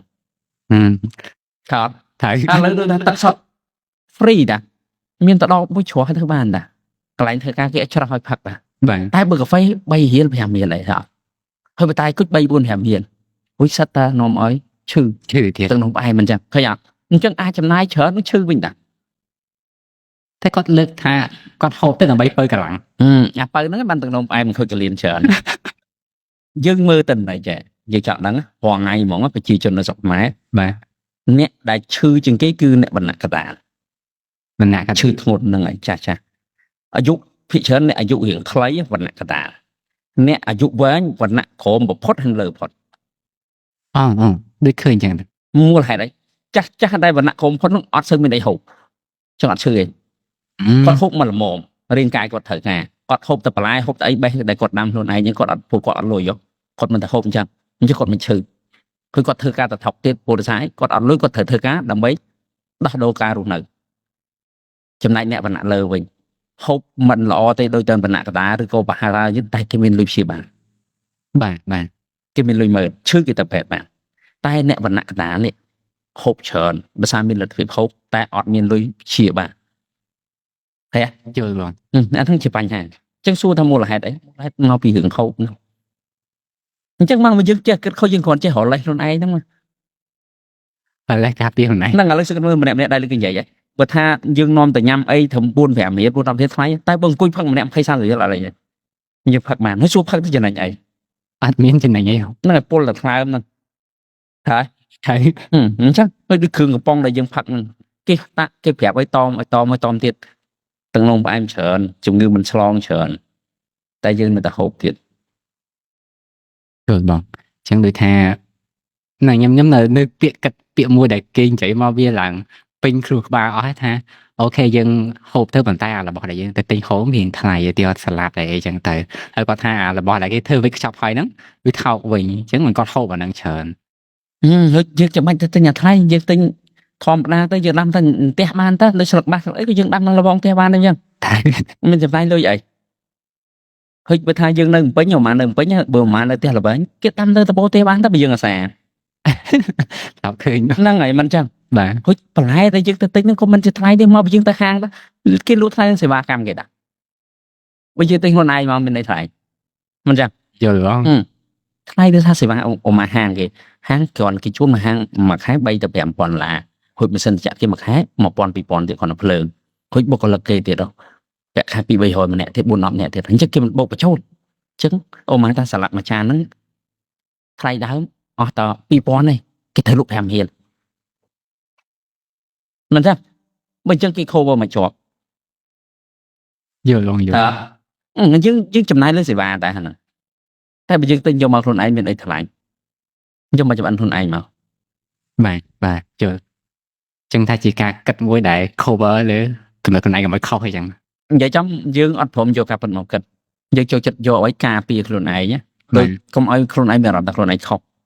តែ យល់អត់គ្រាន់តែធ្វើឲ្យខ្លួនឯងសុបាយចិត្តទេពេលណាមនុស្សភាគច្រើនគឺអញ្ចឹងដូចថាពេលខ្លះដឹងដែរមិនអត់ដឹងឯងតែបើយើងទទួលស្គាល់ទៅវាឈឺចាប់ពេកព្រោះមនុស្សយើងអត់ចូលចិត្តឲ្យខ្លួនឯងខុសហើយ បាទ ចុះធ្វើឲ្យខ្លួនឯងត្រូវឲ្យតែបានត្រូវមិនពិតក៏ដោយឲ្យតែបានត្រូវក៏អស់ចិត្តដែរកុំឲ្យមានអារម្មណ៍ថាខុសពួកខុសទៅព្រោះបានទទួលយក បាទបងយល់អញ្ចឹងមានថាការគិតនឹងទាំងអស់ហ្នឹងវាសិតតែជា cover ទាំងអស់ពីច្រើនគឺសិតតែជាការ cover ទាំងអស់ ហ្នឹងហើយ គិតខុសច្រើនអញ្ចឹងបងចំពោះចំណុចយ៉ាងដែរខ្ញុំសូមចូលធានបទបន្តិចត្រង់ថាមិនយើងនិយាយពីការសន្សំហើយនឹងបំណុលខ្លះហើយចង់សួរបងថាអ្នកខ្លះគាត់ផ្លប់និយាយថាគាត់មានបំណុលច្រើនហើយគាត់ពិបាកក្នុងការដោះបំណុលអញ្ចឹងទៅតើអីគេទៅជាវិធីសាស្ត្រដោះបំណុលបើទីថាគាត់បំណុលនេះច្រើនពេកគាត់ហត់អត់រួចអញ្ចឹងណា វិធីដោះបំណុលវាទី1សំខាន់ជាងគេជាមូលដ្ឋានហ្មងណាតើយើងឈប់ចាយលុយគេ ឈប់ចាយ នឹងឲ្យចាយតែលុយដែលយើងរកបានហើយអាហ្នឹងបានយើងអាចដោះបំណុលរួចបើយើងនៅតែចាយលុយគេមួយជីវិតយើងអត់អាចដោះបំណុលរួចទេចឹងមានន័យថាធ្វើម៉េចចាយតិចជាងលុយដែលយើងរកបានហើយដឹងថាលុយយើងប្រហែលចាយធ្វើម៉េចតិចបើយើងប្រាក់ខែ200គឺចាយតាម200ប្រាក់ខែយើង300នៅចាយឲ្យក្រុម300ប្រាក់ខែ400ចាយឲ្យក្រុម400មិនចេះតែប្រកាន់ការចាយទេតោះណាហើយមួយទៀតសិក្សាពីបំណុលជាក់ស្ដែងតែចាំថាបំណុលដែលយើងខ្ចីគេមកការប្រាក់ខ្ពស់យើងដោះមួយទេពលរដ្ឋយើងអត់ដាច់នឹងរកស៊ីអីចំណេញបានអញ្ចឹងទេបើអ្នកខ្លះលេងហ៊ានខ្ចីគេការមួយខែ 10% និយាយទៅរកស៊ីអីចំណេញការមួយខែ 10% ហ្នឹងមួយឆ្នាំ 100% ជាងយើងទៅរកស៊ីអីចំណេញបានជាង 100% វាអាចចំណេញបានវារឿងឆៃដនណារួចឆៃដនហ្នឹងយើងយកមកជាការមិនកើតអូមកទិញដីម្ដុំមួយឆ្នាំឡើងគុណ2គុណ3អីវាឆៃដនណាងាយណាអត់ងាយទេរាប់រយករណីជួបមួយអញ្ចឹងណារួចទិញស្តុកភាគហ៊ុនត្រូវអីងាយណាលោកសិតតែរឿងឆៃដនយើងអត់ចូលរឿងឆៃដនយើងយករឿងណាដែលយើងពូរងបានសួរអញ្ចឹងចំណេញមួយឆ្នាំបានណាជីទូទៅចំណេញឲ្យតែបានទៀងទាត់មួយឆ្នាំ 20% រាល់ឆ្នាំហ្នឹងចាក់ទុកថាគ្រាន់បានហើយហើយបើយើងតែខ្ចីលុយគេលេងលុយដល់ថ្នាក់ការឲ្យគេលេងសើប្រហែល 100% ហើយគិតមើលរត់មិនរួចហ្នឹងទៅវាអត់រួចអញ្ចឹងអ្នកដែលជាពាក់គេហ្នឹងគេច្រើនសិនអ្នករស់ស៊ីដែលថាជាពាក់គេវ៉ាន់កនោះមិនមែនអ្នកធ្វើការទេជីទូទៅពលរដ្ឋអ្នកធ្វើការចំណូលច្បាស់លាស់តែគាត់រៀង control បានជាងតែចំណែកអ្នករស់ស៊ីគាត់អត់ដឹងលុយគាត់អត់ដឹងលុយគេទេពេលខ្លះលុយគេទេមិនលុយគាត់ទេអូមកថាភ្ញៀវទិញអីវ៉ាន់យើងបានលុយ បាទ លុយហ្នឹងលុយសម្រាប់យកប្រវេទៅឲ្យនេះតាស្អីគេកន្លែងបោះដុំគេតាយើងគ្រាន់តែយកមកទុកសិនហ្នឹងហើយយើងច្រឡំថាលុយយើងព្រោះលុយសម្បត្តិសម្រាប់ទៅទិញអីវ៉ាន់តាហើយបើយើងយកមកចាយអស់ទៅយើងមិនអត់ដល់ពេលខ្វះលុយត្រូវតែចងការលុយគេមកដាក់បើអញ្ចឹងមានលុយណាទៅទិញអីវ៉ាន់មកប្រវត្តិឃើញអត់ហើយដល់ពេលលុយហ្នឹងវាដល់កតយអញ្ចឹងលុយទៅរកបានមកមិនត្រូវបង់ការដល់ពេលបងអស់ទៅអស់លុយដើមទុនមិនត្រូវតែខ្ចីផ្សេងមួយទៀត បាទ ករណីបើសិនជាមកថាសងនេះតអត់នេះខ្ចីនេះការមកថា 1% ចុះអត់ហើយដល់ពេលប៉ះខ្ចីនេះអត់តខ្ចីគេថែមទៀតបានមិនតអ្នកផ្សេងទៀតដើម្បីយកមកសងនេះសិនកុំឲ្យខូចឈ្មោះ បាទ 1 កន្លះដល់ពេល1 កន្លះយកមកសងនេះណារួចហើយដូចសង1 កន្លះនេះវល់អស់ទុនអញ្ចឹងខ្ចី1 កន្លះនេះអត់បានទៀតទេតខ្ចី2ដើម្បីមកសង1 កន្លះតោះណាដល់ពេលយូរ2ហ្នឹងសងអត់តទៀត1 កន្លះក៏មិនតអស់អញ្ចឹងអា2ក៏ឈប់ឲ្យខ្ចីត3មួយខែ 3% ដល់ពេលខ្ចីអា3ហ្នឹងយកមកបវលចុះបវលឡើងវល់ព្រោះតែលុយទៅរកបានមកត្រូវឆៃការប្រាក់ទៅគេពីមុនយើងរកបានដល់មកថាចំណេញមួយខែថា 10000 ចុះឧទាហរណ៍ 10000 ឡើងចំណេញដល់ពេលយើងត្រូវ 10000 អត់គ្រាន់ផងយើងចាយ បាទ ដល់ឥឡូវចាយយើងនៅចាយដដែលតែយើងត្រូវបង់ការអា1 កន្លះផងអា2ផងអា2 កន្លះផងអញ្ចឹងយើងមិនខ្វះយើងមិនត្រូវតែខ្ចីអា3មួយទៀតតោះណាជឿទៅវាកើនច្រើនទៅអញ្ចឹងព្រោះលុយចំណូលយើងដដែលតែចំណាយយើងកើនដោយសារយើងបង់ការប្រាក់គេដល់យូរទៅដល់ពេលអត់មានលុយថ្មីចាក់ចូលមកអស់លុយប្រោគាំងវ៉ាន់កប្រោចឹងត្រូវធ្វើម៉េចបាទចរចាមួយចាំដល់និយាយការពិតសុំតលាក់ការប្រាក់ក្នុងកម្រិតមួយអតិបរណាដែលរដ្ឋកំណត់ឲ្យធនាគារជាតិកំណត់ឲ្យខ្ពស់តើរួចទេព្រោះហេតុអីបានធនាគារជាតិកំណត់តម្រូវការប្រាក់ត្រឹមតែ 18% ក្នុងមួយឆ្នាំព្រោះដឹងថាបលិសនឹងទៀតរហូតមកសមរួចទេតើតើយើងរកអីដែលវាខុសច្បាប់ bạn bây giờ đang chờ bây giờ rồi sốt mắm vì bảo bạn chứ bây giờ cần nót ở ca chờ tê tao này hồ sĩ á căn đàn men tết căn làm cúp chết cho nên căn đàn tị ហើយទៅពេលការភាកច្រើនមានលុយណាយកទៅសងហោបងមកជួយការភាក តែអាហ្នឹងមកពីគាត់អ្នកសម្រាប់ចិត្តទឹកខ្ចីគេតែបង ហ្នឹងហើយ ហើយចុងក្រោយយើងសុំចរចាមួយគេមិននឹងឲ្យបើយើងអ្នកសម្រាប់ អាហ្នឹងអញ្ចឹងហីបើអញ្ចឹងអូម៉ាថាច្បាប់ក៏គេចាំបាច់កំណត់ថាអ្នកណាទៅដេកមួយនីតិជនចាប់ដាក់គុកត្រូវព្រមភើញគ្នាតា ថៃ យល់អត់ បាទ ច្បាប់ពុទ្ធសាសនាមិនគ្រប់គ្នាចេះតែយល់ណាឥឡូវសួរថាប៉ុន្មានអ្នកដែលដឹងថាខ្លួនឯងចំណេញបានមួយឆ្នាំប៉ុន្មានភាគរយខ្លួនឯងចំណេញប្រហែលភាគរយហុចដឹងថាលុយដើរលុយខ្លួនឯងលុយគេទាំងប៉ុន្មានអ្នកដែលដឹងដោយសារតែអត់ដឹងហ្នឹងបានទឹកខ្ចីគេអញ្ចឹង បាទ ហើយច្បាប់គេសម្រាប់ការពីអញ្ចឹងពួកគេថាពេលខ្លះរងគ្រោះដោយខ្លួនឯងអត់ដឹង យល់ ចឹងមានថាដំណោះស្រាយគឺមានតែចរចាជាមួយម្ចាស់អំណុលទេ ចរចាអញ្ចឹងបានរត់យើងចេញក្រសួងមហាផ្ទៃអីមិនចេញប្រកាសថាបើសិនជាម្ចាស់អំណុលណាយកការគូពេកឲ្យដាក់ពាក្យបណ្ដឹងមកប្រហែលជាមានអ្នករងគ្រោះច្រើនតំណងបើយើងមើលទៅបើអញ្ចឹងមិនមែនក្រសួងមហាផ្ទៃក៏មានសកម្មភាពដែរហ្នឹង បាទហើយសំណួរហ្នឹងក៏មានអ្នកសួរច្រើនដែរ អញ្ចឹងមួយទៀតបងបន្ទាប់ពីគាត់អ្នកខ្លះចេះគាត់ដឹងថាខ្លួនគាត់ខ្វះខាតហើយគាត់នៅតែដាច់ចិត្តទៅខ្ចីទៀតតែមូលហេតុគាត់និយាយថាព្រោះធ្វើម៉េចបើគាត់ត្រូវការលុយអីអញ្ចឹងណាអញ្ចឹងទៅទោះដឹងគាត់នៅតែទៅខ្ចីទៀតហើយវាមានដំណោះស្រាយអីក្រៅពីហ្នឹងអត់បើទីហោថាគាត់ត្រូវការហើយប៉ុន្តែអត់ចង់ខ្ចីគេ គាត់រស់នៅមួយការពិតមិនដែលយើងមកពីរស់នៅមួយការពិតមកយើងត្រូវតែខ្ចីគេមើលការពិតមិនយើងចែកប៉ុណ្ណឹងយើងមានតែខ្ចីឥឡូវមកថាយើងជាកូនក្មេងម្នាក់យើងដែរតែខ្ចីគេអត់ អត់ទេ អត់ខ្ចីទេព្រោះថាមានមិនចែកប៉ុណ្ណឹងតើអត់ បាទ តែដោយសារយើងចាប់ផ្ដើមចេះគិតមុខមាត់ខ្លាចគេថាចេះខ្លាចគេមើលមកយើងចប់ដើម្បីតែគេយើងត្រូវតែខ្ចីចឹងយើងគ្រាន់តែរៀនទទួលស្គាល់ការពិតទៅថាយើងប៉ុណ្ណាគឺយើងចែកប៉ុណ្ណឹងអត់ខ្វល់ណាគេថាមិនទេប៉ុណ្ណឹងយើងអត់សូវមានងាយមានបំណុលទេព្រោះយើងអត់ចាយដើម្បីបង្ហាញឬក៏អួតទៅអ្នកដទៃ ជឿ ភូមិអ្នកដឹងតែខ្លួនឯងមានលទ្ធភាពប៉ុណ្ណា បាទដឹង ហ្នឹងហើយហុចធ្វើលើសលទ្ធភាពហ្នឹងដោយសារចង់បង្ហាញអ្នកដទៃមិនចឹង បាទ ជាទូទៅអញ្ចឹងតែប៉ាត់អាវមានពាក់អីហេតុតែចាំបាច់ចង់បានចង់ឲ្យគេមើលមកឃើញស្អាត ថ្មី ថ្មីម៉ូតូ 5 600 1000ស៊ីបានហើយតែចង់ជា 2000 មកទៅវាឡូ យល់គឺដូចបញ្ហាពីច្រើនតែចិត្តទាំងអស់ ហ្នឹងហើយអាហ្នឹងមកពីយើងហ្នឹងយើងអត់ទទួលស្គាល់ការពិត ជឿទេបងអញ្ចឹងថាបើកាត់ទៅបញ្ហារួមភាគច្រើនគឺបញ្ហាការប៉ັດហើយនឹងអាចិត្តយើងអត់ព្រមទទួលស្គាល់ហ្នឹងជាងធំហ្មង ហ្នឹងហើយត្រូវហើយហុចមកចំណុចទៀតហ្នឹងអាវិទ្យាតងនឹងបំណុលហ្នឹងគឺកាលណាយើងត្រឡប់អាចារ្យលើសហ្នឹងរហូតយើងនៅតែដោះរួចរហូតហ្នឹងត្រូវចាំតើយើងដឹងអ្វីដែលជាការពិតយើងហុចចាយទៅតាមអ្វីដែលយើងរកបានដោយដកចំណែកមួយទុកមួយសិនសំចាយតើយើងមានត្រឡប់ហ្នឹងមិនយើងដោះបំណុលរួចហ្នឹងឯងឃើញបានដោះចេញមែនតើបើយើងមិនអញ្ចឹងទេយើងនៅតែចាយរហូតណា បាទទោះចំណូលច្រើនប៉ុណ្ណាក៏ដោយ ហ្នឹងហើយចំណូលច្រើនណាចំណូលច្រើននឹងចាយច្រើនដែរពលរបស់មានថ្លៃអត់ដែរដំណាំអញ្ចឹងនាឡិកា10រៀលក៏ទិញបានអញ្ចឹង បាទ 3លានក៏មានដែរ ហ្នឹងហើយ អញ្ចឹង យល់បងយល់ ហើយតែពេលយើងអត់ចូលច្បាស់យើងចេះហ៊ានសួរថាទិញនាឡិកា3លានខុសវាអត់ខុសទេបើយើងមានលុយ100លានឯហ្នឹងមិនអញ្ចឹង ថៃ តែបើយើងអត់មានផងយើងលុយរបស់គេហ្នឹងយើងយកទៅទិញខុសណាពលលុយគេដល់កតុយ បាទដល់រហូត ហ្នឹងហើយដូចខ្ចីលុយគេមករកស៊ីក៏ចឹងដែរត្រូវដឹងឲ្យច្បាស់ថាយើងទៅរកស៊ីចំណេញប្រមាណលេខការខ្ពស់ជាងអ្វីដែលយើងចំណេញខ្លួនយើងរកមកសងគេមិនរួច កន្លែងហ្នឹងបងគាត់មានអ្នកធ្លាប់លើកឡើងហើយគាត់សួរថាតើគាត់គួរតែសន្សំលុយសិនឬក៏គាត់គួរតែខ្ចីលុយធនាគារដើម្បីបើកអាជីវកម្មរកស៊ី នៅក្នុងអាជីវកម្មគេមិនអោយទេខ្ចីលុយគេមកបើកអាជីវកម្មគេមិនអោយធ្វើទេព្រោះអាជីវកម្មវាបថុយណាស់មិនមួយចានទឹកមួយចានគោកណាមួយចានគោក2ចានគោក3ចានគោក4ចានហើយអាចមានទឹកភាគច្រើនគឺគោក ជឿដល់ 10ជោគជ័យអត់បានមួយហ្នឹងហើយមិនយើងត្រូវបថុយជាសួរខ្ចីលុយពេលអញ្ចឹងបើអញ្ចឹងពេលណាបើកអាជីវកម្មបាន ហ្នឹងហើយ សំលុយមកសំបាទ សំលុយសិនចឹង សំលុយនិងសំកិត្តិយសមានន័យថាម៉េចកាលណាយើងមានកិត្តិយសមានទំនុកចិត្តយើងហៅគេមកចូលប៉ុនមកយើង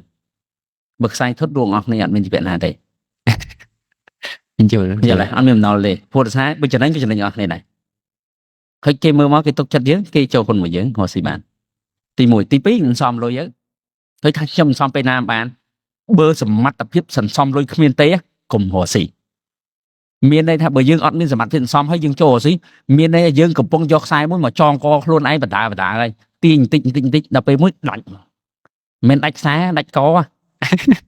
ព្រោះស្អីនៅពេលដែលយើងមានលុយយើងរកស៊ីយើងនឹងចាយលុយគេដោយអូនបន្តិចព្រោះស្អីលុយយើងនិយាយចេះគ្រប់គ្រងហ្នឹង បាទ អញ្ចឹងត្រឡប់សំមុនចេញរកស៊ីហើយចុះសួរខ្ចីលុយពេលណាខ្ចីពង្រីកមានអាជីវកម្មដើរអីណាយើងបរិយទៅវាមិនចាំច្រើនជាងមុនអូមកថាគង្គាដឹកជូនមានម៉ូតូ2គ្រឿងដឹកដាច់ហើយគង្គាទិញថែម៉ូតូមួយទៀតនោះมันកើនបាន3គ្រឿងម៉ូតូមួយរហមួយថ្ងៃបាន20រៀល2បាន40 3 60បាត់ឃើញហ៎ដល់ពេលគង្គាគ្រាន់ខ្ចីថែម4 80ឃើញហ៎ព្រោះវាដើរហើយហ្នឹង បាទ អញ្ចឹងគ្រាន់តែថែមតែចលកឲ្យវាយើងខ្ចីបានព្រោះយើងដឹងទៀតថាតើយើងចំណេញមួយឆ្នាំប្រហែលអូមកមួយឆ្នាំយើងចំណេញបាន 30% យើងត្រូវតែខ្ចីធនាគារធ្វើម៉េចត្រឹមយ៉ាងច្រើនអត់ឲ្យដល់10ទេអូករណីមានបញ្ហាណាមួយទៀតមិនណាក្រុម30ខ្ចី28មិនរួច 2% យើងនៅសល់មិនរួចនៅខូចនៅអីនៅសិទ្ធិរិទ្ធិនៅអីទៀតនៅរឿងនៅមើលមិនឃើញទៀតអញ្ចឹងយើងត្រូវខ្ចីថ្មីក្រុម10អាច7 8 6អីចឹងទៅយល់ទេអញ្ចឹងបានរកស៊ីកាន់តែធំការប្រាក់គេចរចាកាន់តែទៀតព្រោះដោយសារគេរកស៊ីមែនទេព្រោះតែការច្រើនរត់អត់រួចហ្នឹងមានអីបងសង បាទ ហ្នឹងហើយហុចអ្នកដែលដួលភាគច្រើនគឺខ្ចីលុយការពាក់ច្រើនតែសិក្សាមើលអ្នកដែលដួលគឺអញ្ចឹងព្រោះដោយសារគាត់អត់មានលទ្ធភាពរកលុយទៅបងសងឲ្យគេវិញទេចំណេញមិនបានលេងអ្នកខ្លះការមួយខែ 5% មួយឆ្នាំ 60% ហ្នឹងយើងរកអីចំណេញមួយខែ 60% មួយឆ្នាំ 60% តោះស៊ីគេអ្នកខ្លះឲ្យ 10% មួយខែមួយឆ្នាំ 120% រកស៊ីគេយល់ទេអញ្ចឹងគាត់ត្រូវការលុយថ្មីចាក់ចូលរហូតដើម្បីយកសងអ្នកចាស់ដល់ពេលអត់មានលុយថ្មីចាក់ចូលដួលមក វាមិនចៃដល់បានលុយថ្មីរហូត ហ្នឹងហើយករណីបានលុយថ្មីនៅពេលសេដ្ឋកិច្ចល្អសេដ្ឋកិច្ចល្អមិនអ្នករកលុយបានអញ្ចឹងម្នាក់ឃើញយើងមានលុយឲ្យគេទៅវិញអញ្ចឹងគេចេះចាក់ចូលតែដល់ពេលសេដ្ឋកិច្ចអត់បានអ្នកនឹងត្រូវការលុយទាដកដើមទៅវិញពេលហ្នឹងគឺដួលអត់មានលុយថ្មីចូលហើយអ្នកលុយចាស់ទាយកទៅវិញ បាទចៃដល់ ហ្នឹងហើយអាចថាចៃដន្យប៉ុន្តែមិនមែនរឿងចៃដន្យព្រោះវិបត្តិសេដ្ឋកិច្ចមានវត្តរបស់វា យល់មកដល់ពេលត្រូវមក ហ្នឹងហើយតែ10ទៅ5 10ឆ្នាំវាដល់វត្តម្ដង ដូចថាយើងត្រូវមើលទៅលើសេដ្ឋកិច្ចយើងដែរមុនចាប់ផ្ដើម វាមិនមែនតែទៅមើលសេដ្ឋកិច្ចទេយើងត្រូវដឹងឲ្យច្បាស់ថាយើងចំណេញប្រមាណហេតុអីយើងត្រូវចំណាយលើសលុយដែលយើងអាចរកបានអញ្ចឹងយើងសងគេមិនរួច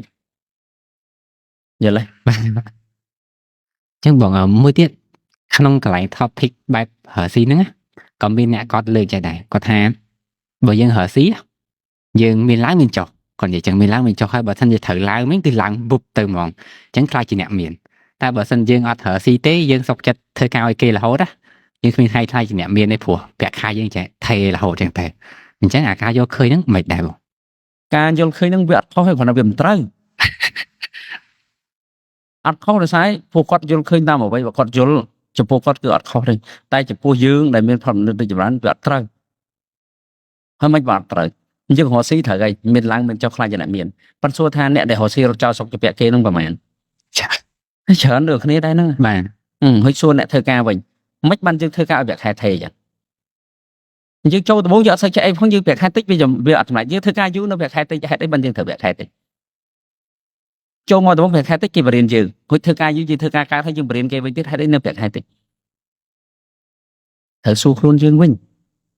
មិនចឹង បាទ គេអាចដល់ប្រាក់ខែរាប់ពាន់3 4ពាន់ដុល្លារបានហេតុអីយើងធ្វើមិនបានយល់ទេ យល់ ហ្នឹងហើយបើយើងមិនបានផងយើងទៅរកស៊ីយើងនៅតែមិនបានដូចគ្នាពួកកន្លែងណាក៏ពួតផ្សេងដែរថត ត្រូវ បើយើងនៅតែខ្សោយយើងតែមិននៅរីកចម្រើនផងយើងទៅធ្វើអីក៏រីកចម្រើនដែរអញ្ចឹងខ្លួនយើងជារឿងសំខាន់ឥឡូវឧមាថាកុំគីអីធ្វើការបានប្រាក់ខែ $5,000 ថេមួយឆ្នាំ 60,000 សួរថាកុំគីអីបើទៅរកស៊ីវិញដើម្បីចំណេញមួយខែ $5,000 តែត្រូវបោះទុនប្រហែល យល់ ច្រើនណាស់ ច្រើនខ្លះ អានេះអត់មានទុនទេអត់មានហានិភ័យខាតហ្មងហួចបោះទុននេះបើសិនជាអត់ចំណេញដួលខាតលុយហ្នឹង60,000 មិនសូមជាបានលុយមកច្រើនវិញចឹងទៀត ហ្នឹងហើយអញ្ចឹងសួរថារកស៊ីធ្វើការអាស្រ័យលើខ្លួនយើងទេថាយើងចូលចិត្តជីវិតបែបណាវាអត់មានខុសអត់មានត្រូវទេព្រ ពោលសារអីមនុស្សយើងវាមានកំណត់ចំនួនលុយមួយទៅដល់កម្រិតប៉ុណ្ណឹងទៅវាលែងសំខាន់នៃលុយ អូយល់បងហ្នឹងហើយអញ្ចឹងអ្នកខ្លះគាត់ពីច្រើនខ្ញុំឃើញពាក្យហ្នឹងអាសាលើកហ្មងថាកុំធ្វើការឲ្យគេអីអាចគ្រួចខ្លួនបានត្រូវស៊ីខ្លួនឯងទៅព្រោះមានតែហើស៊ីទេខ្លាចជាអ្នកមានអញ្ចឹងអាសាលើពាក្យហ្នឹងខ្លាំងមែនតើហើយនៅពីច្រើនឃើញក្មេងៗឥឡូវទៅលក់អីផ្សេងច្រើនអញ្ចឹងណាទៅខ្ចីធនាគារដើម្បីយកអាហ្នឹងមកហើស៊ីហើយអត់ធំធ្វើការឲ្យគេទេ និយាយថារកស៊ីហ្នឹងមិនធ្វើការគេអតិជនរបស់យើងនឹងមិនសុបាយយើង បាទ មិនចឹង បាទ បើយើងធ្វើអត់កើតមានណាគេគ្រប់គ្រងយើង ហើយ អមកគង្គាអីទៅរកស៊ីលក់ខ្ទៀវហើយខ្ទៀវធ្វើមិនឆាញ់មានអត់ទេដល់ធ្វើការហ្នឹងធ្វើកាត់គេជួលលើនេះថា បាទ ហ្នឹងហើយតើយើងធ្វើឆ្ងាញ់សេវាកម្មល្អបានយើងមានអតិជនច្រើនមិនយើងរកលុយបានធ្វើការដូចគ្នានៅពេលដែលយើងខ្លាំងយើងដឹកនាំយើងអីបានយើងជំនួសតណៃយើងធ្វើការធំបានទំនួលទៅធំបានចំណូលច្រើនយល់ទេ បាទបាទ ហ្នឹងវាដូចតែគ្នាទេឥឡូវគេនិយាយថាធ្វើការមិនបានដូចច្រើនធីមខុកអុយលុយ100លានមើលស្អីគេសេនដាពីឆាយអី CEO របស់ Google បុគ្គលិកតាលើថាទ្របជាង1000លានហើយសួរអ្នកលក់កាទៀវមួយអ្នកមានលុយប៉ុណ្ណឹង ហើយទៅ មែនទេយើងចូលចិត្តប្រៀបធៀបមនុស្សជោគជ័យម្នាក់ពីរនាក់យកមកនិយាយឥឡូវខ្ញុំលើកអ្នកម្នាក់ពីរនាក់យកមកនិយាយវិញដូចគ្នាដែរគិតមិនមិននិយាយខាន់ជាងណាយើងឈរកដាល បាទ ដូចគង្គាដូចដល់ថ្ងៃបងថ្ងៃដូចជាអ្នករកស៊ីមួយចឹង បាទ ប៉ុន្តែមិនបងនិយាយយើងត្រូវឈរកដាលយើងគុំយកអាមួយខែពីរខែយកមកនិយាយឲ្យតែបន្លំគេអូត្រូវរកស៊ីចឹងយើងត្រូវមើលគឺពេលដែលគ្នាដួលណាគ្នាជាពាក់គ្នាពីណាអ្នកវេទនាយល់ទេអញ្ចឹងត្រូវឲ្យគ្នាធ្វើអីដែលសមជាមួយស្ថានភាពពិតមិនមែនតាមតែយើងទេអូត្រូវតែចេញរកស៊ីហូលមិនបើអត់ចេះហ្នឹងតែគ្រប់គ្រងលុយអញ្ចឹងឲ្យគ្នានឹងទៅបន់ខឲ្យលក់គេម៉ែលក់គេអើមិនអានឹងរឿងពិតបងនិយាយរឿងពិតច្រើនគ្នាហើយមកនិយាយជាមួយហ្មងថាអ្នកហ្នឹងដូចកើតទេមិនបាច់ទេអាណិតគ្នាកុំអត់តន់ឲ្យធ្វើអត់ទេវាចង់ខ្លាំងបងធ្វើទៅច្បាក់គេខ្វាយអ្នកស្គាល់នេះមកគ្រប់អ្នកខ្លះដោះ10ឆ្នាំអត់តន់រួចខ្ញុំដល់ យល់បងយល់ អ អញ្ចឹងវាមិនអាស្រ័យលើថាយើងធ្វើការឬមួយក៏រកស៊ីដូចតែគ្នាក៏ទៅព្រោះចុងក្រោយបើយើងធ្វើការឲ្យគេអូខេក្រុមហ៊ុនហ្នឹងអ្នកជួលយើងតែបើយើងរកស៊ីខ្លួនឯងអតិជនយើងអ្នកជួលយើងវិញ ហ្នឹងហើយ ដូចតែគ្នាដែរអញ្ចឹងអាស្រ័យនៅតែពីខ្លួនឯងតែដែរហើយ ហើយ ខ្ញុំនឹកឃើញពាក្យហ្នឹងនឹកឃើញដល់អ្នកដែលកាប់សួរមួយទៀតថាបងនិយាយថាធ្វើមិនធ្វើទៅអារឿងរលុយហ្នឹងបានច្រើនថាប៉ុន្តែគាត់សួរថាធ្វើមិនបានរលុយហ្នឹងបានច្រើនណា ថាគាត់ត្រូវធ្វើមិនឲ្យខ្លាចជាអ្នកមានដូចគេបានណាគាត់ឆ្ងល់តែថាមើលអត់ឃើញផ្លូវ សមត្ថភាព មក ដោះស្រាយបញ្ហាកាន់តែធំប្រាក់ខែច្រើនហើយឥឡូវឧទាហរណ៍មួយជាក់ស្ដែងចឹងឥឡូវនេះ Mark Zuckerberg គាត់ឲ្យគាត់ហ៊ានឲ្យ bonus អ្នកដែលបកកែខាង AI ហ្នឹងគាត់ដាក់ដើរចេញពីក្រុមហ៊ុនធំរបស់ AI គាត់ហ៊ានឲ្យ100លានថាគាត់បង្កើត team មួយឈ្មោះ Super Intelligent ហើយគាត់ចង់បាន Alexander Wang ចូលមករួមក្រុម Alexander Wang ហ្នឹងជា founder របស់ក្រុមហ៊ុនScale AI តែពេលហ្នឹងអត់ចូលក្មេងណា Zuckerberg ចាយលុយជាង 10,000 លានណាទិញក្រុមហ៊ុននឹងយកហ្មងដើម្បីយកពេលហ្នឹងមកយក team ទិញក្រុមហ៊ុននេះ ហ្នឹងហើយដើម្បីបានម្នាក់ហ្នឹងចូលមក team ឃើញអត់សមត្ថភាពអញ្ចឹងសួរថាយើងមានសមត្ថភាពអត់បើយើងមានសមត្ថភាពមានអីបាក់អឹងលុយឥឡូវមកថាយើងចង់បានប្រាក់ខែ$20,000ចុះឧទាហរណ៍ហួយយើងគិតថាយើងខ្លាំងយើងស្រឡឹងរមើលស្រុកខ្មែរមកយើងនៅស្រុកខ្មែរយើងចង់បាន$20,000បាក់ត្រូវតែបើសិនជាយើងពិតជាមានសមត្ថភាពយើងស្រឡឹងមើលថាស្រុកខ្មែរក្រុមហ៊ុនណាហៅចំណូលបានច្រើនជាងគេហើយធំជាងគេយើងចូលក្រុមហ៊ុននឹងពុបសុំជួបប្រធានធំជាងគេបំផុតបើអាច board director មកសួរមើលថាតើក្រុមហ៊ុននឹងមួយឆ្នាំហៅចំណូលបានប៉ុន្មាន អរថាក្រុមហ៊ុននេះគេថាក្រុមហ៊ុនគេមួយឆ្នាំគេរកចំណូលសុទ្ធបាន500លានយើងប្រាប់ហីឥឡូវឲ្យប្រាក់ខែខ្ញុំ20,000ខ្ញុំ100បាន1000លានគេឲ្យទេអត់បានប៉ុន្តែសួរមើលយើងថាយើងមិនហ៊ានយល់ទេយល់អានឹងជាសមត្ថភាពយល់បងយល់ឥឡូវជាក់ស្លឹកជាក់ស្ដែងមួយទៀត Starbucks គ្រាន់តែ hire គាត់ទៅចរចាជាមួយនឹង CEO ក្រុមហ៊ុនfast food ដែរ ដូចជាឈ្មោះ Chipoli ហ្នឹងក្រុមហ៊ុន fast food មួយទៀតគ្រាន់តែចរចាត្រូវភ្លាមពាក្យហ៊ុន Starbucks boom ឡើងមកឡើងប្រហែល$100 លានឡើង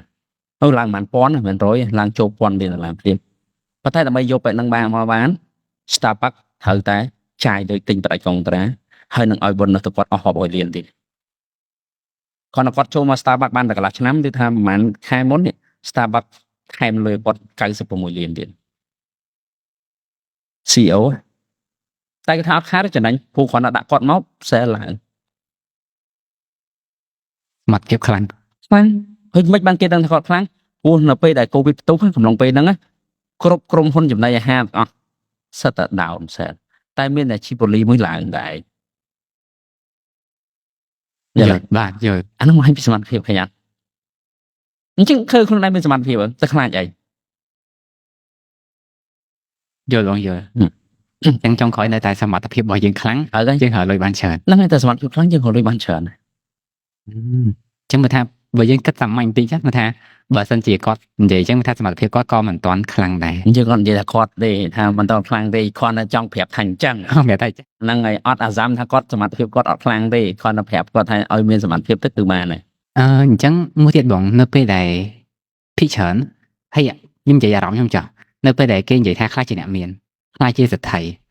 អារម្មណ៍ដែលយើងគិតមុនគេថារកស៊ីអីខ្លាចជាសេដ្ឋីយើងចាប់ផ្ដើមគិតថាមានតែការធ្វើពាក្យហ៊ុនឬមួយក៏ទិញអចលនទ្រព្យអីអាហ្នឹងបានខ្លាចជាសេដ្ឋីហើយតើអាហ្នឹងវាពិតប្រកបមែនអត់បើយើងថាចង់ខ្លាចជាសេដ្ឋីត្រូវតែចេះអាខាងទាំងអស់ហ្នឹង តាមពិតនិយាយទៅត្រឡប់ទៅវិញសួរយើងចេះគិតថាធ្វើនេះទៅគាត់ថាសេដ្ឋីយើងមិនបានដឹងថាយើងចង់ខ្លាចជាសេដ្ឋី ចង់បានលុយច្រើនចង់មានលុយច្រើនចា៎ ហើយយើងហេតុអីបានចង់បានលុយច្រើនយើងមើលឃើញតែ goat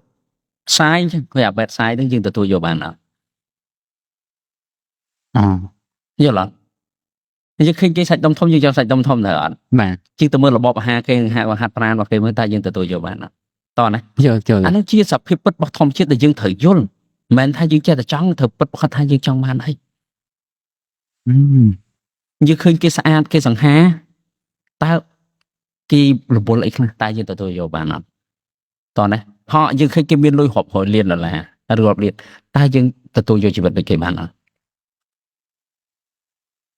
យល់ទេ យល់បាទ អញ្ចឹងសួរខ្លួនឯងសិនមុនថាខ្ញុំចង់មានរកស៊ីអីមានសួរខ្លួនឯងសិនថាតើយើងពេញចិត្តនៅហ្នឹងអត់ដូច Warren Buffett ចឹងមួយថ្ងៃគ្រាន់តែអានរបាយការណ៍ហិរញ្ញវត្ថុជាមធ្យម500ទំព័រនិយាយធ្វើបានអត់ពេញចិត្តធ្វើអត់ ខ្ញុំថាថ្ងៃយើងគ្រាន់តែមើលឃើញមកផ្នែកដែលគេវិជ្ជមានតែប៉ុណ្្នឹងឯង ហ្នឹងហើយឥឡូវបងឧទាហរណ៍មួយទៀតឲ្យយល់យើងឃើញនៅក្នុង Facebook យើងឃើញមានកម្មវិធីអី event អីធំៗ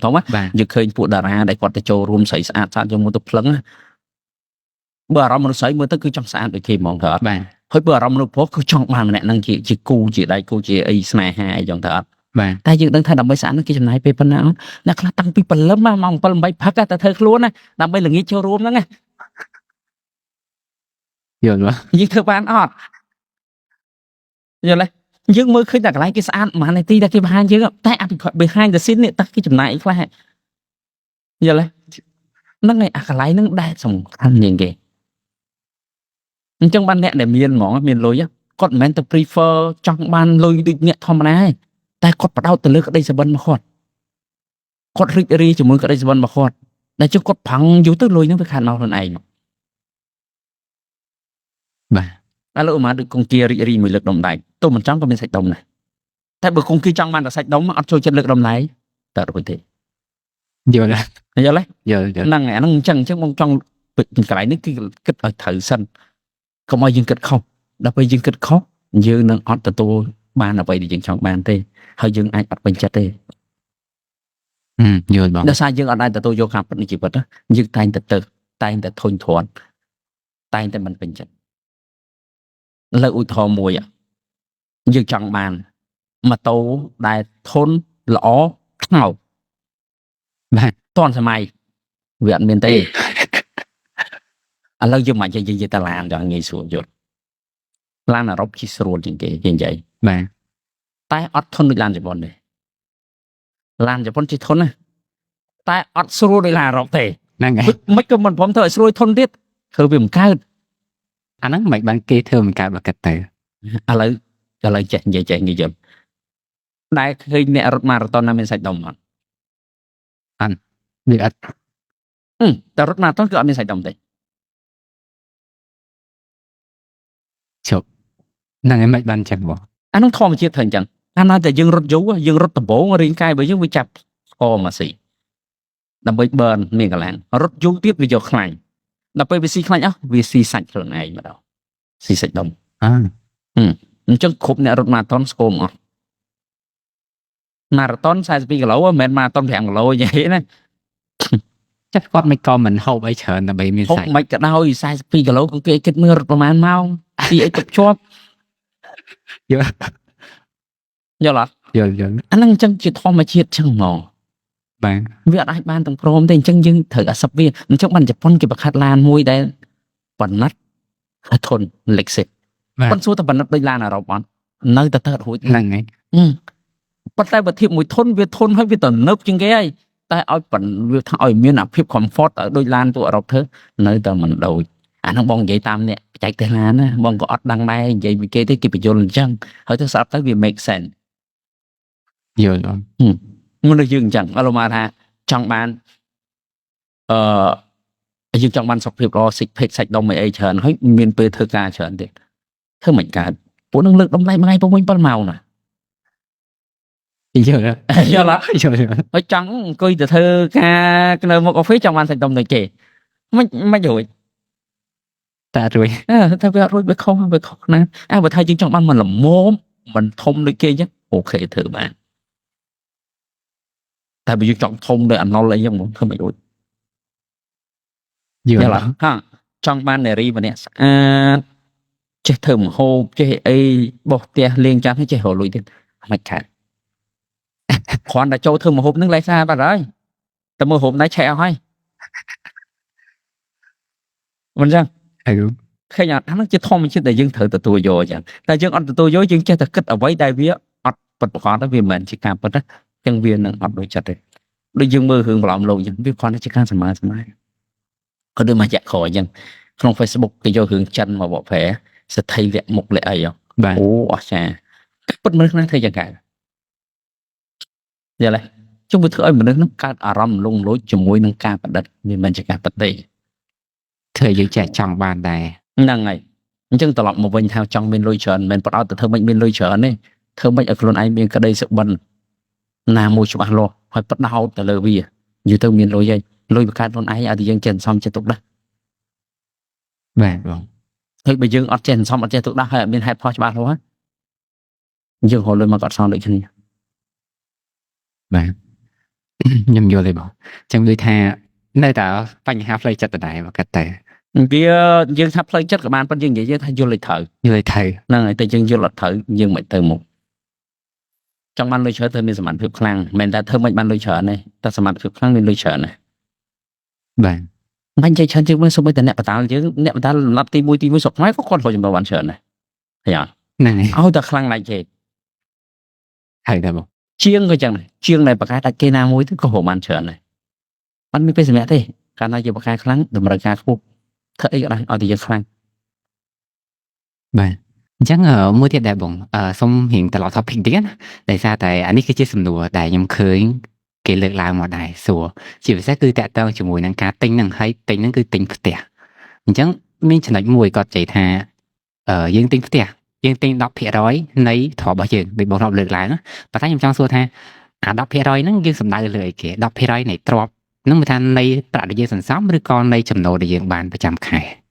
បងអត់បាននិយាយថាទិញផ្ទះមានលុយ 10% ទេបងនិយាយថាបើយើងចង់ទិញអារម្មណ៍ណា ទិញអារម្មណ៍ ហ្នឹងហើយជាទៅយើងទិញតែ 10% នៃលុយដែលយើងមានទៅអាហ្នឹងវាអត់ប៉ះពាល់ឬក៏នៃទ្រព្យសម្បត្តិដែលយើងមានទៅអូម៉ាយើងទិញឡានទិញកន្លែងចោលចឹង បាទ ព្រោះដោយសារវាអាចបាត់តម្លៃវាអាចចោលលួយវាអាចបុកប៉ះអីគឺចប់ហ្មងតែបើផ្ទះយ៉ាងហោចក៏វានៅសល់តម្លៃច្រើនដែរគាត់ថាបើសិនជាយើងអត់ចង់មានបញ្ហាច្រើនយើងមានលុយម្ដុំទិញដាច់ទៅវាធូរបើមិនចឹងយើងមានរបៀបថាលំហូរសាច់ប្រាក់ណាមួយដែលប្រកាសគាត់មកប្រហែលថាយើងដាក់លុយធនាគារ1លានអញ្ចឹងទៅយើងបានការ 5-6 ពាន់ក្នុងមួយខែអញ្ចឹងទៅហើយយើងទៅបង់មូលផ្ទះមួយខែ 2-3 ពាន់អូខេ យល់បងយល់ បាទ ចុះបើឧទាហរណ៍ថាចេះគាត់មិនសម còn xong là hô đò tí họ ta tiền nó đọc mơn cho còn xong là hô đò khục đối đọc mơn năng tại tình chứ bảo có tình chẳng bia chỉ drop đứa cái chiều bầm nọ bảo cái tệ អាហ្នឹងសំខាន់លើការប្រើប្រាស់ប្រព័ន្ធហ្នឹងហើយ$10,000មកថាតើគាត់ជួលគេនៅម៉ានតែបើសិនជាគាត់ធៀបមកនៅផ្ទះហ្នឹងមួយណាចំណេញជាងអាហ្នឹងបើយើងចង់ជំរុញយើងមានពីរនៅពេលដែលយើងខ្វះលុយគឺយើងឲ្យអត្ថប្រយោជន៍លុយសំខាន់នៅពេលដែលយើងមានលុយច្រើនយើងឲ្យអត្ថប្រយោជន៍អារម្មណ៍តោះណាអញ្ចឹងការសម្រេចចិត្តគឺផ្អែកអញ្ចឹង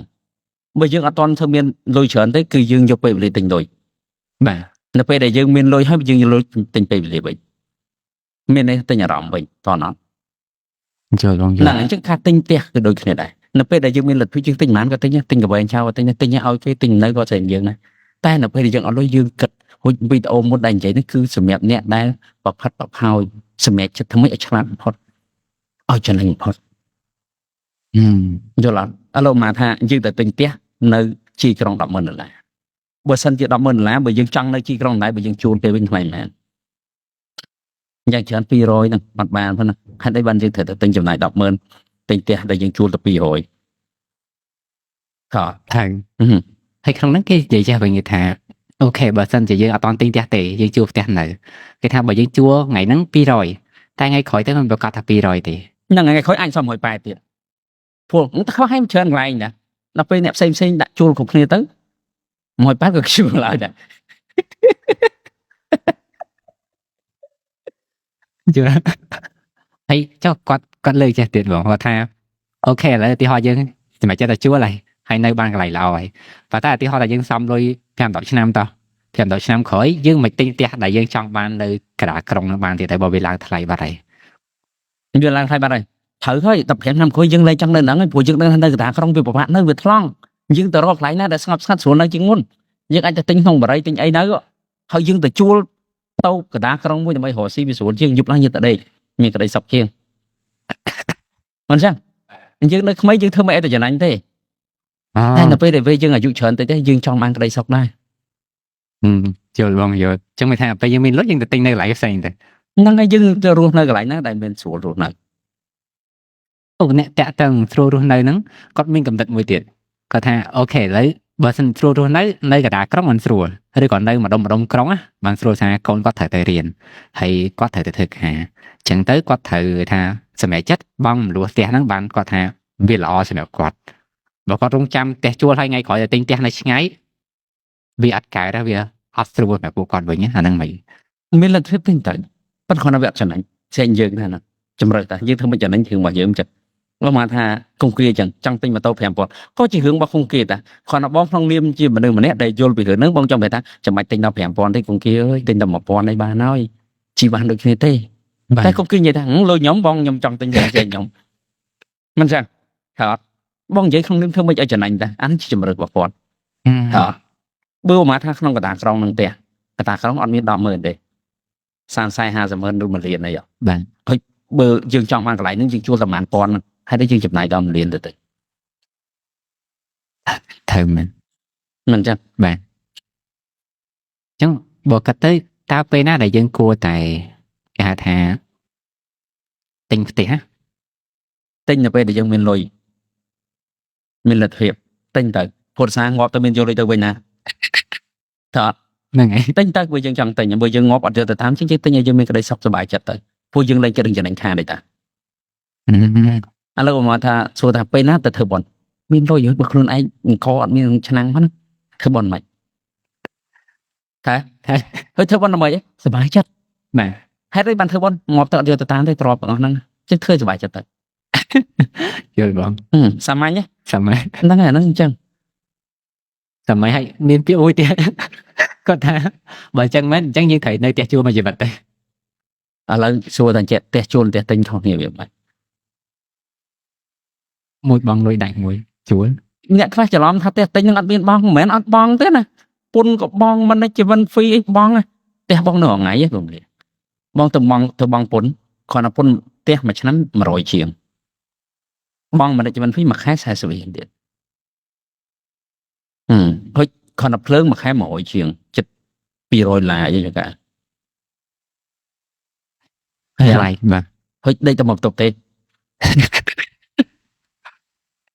cho nên nhở អត់ ទិញអារម្មណ៍សុទ្ធ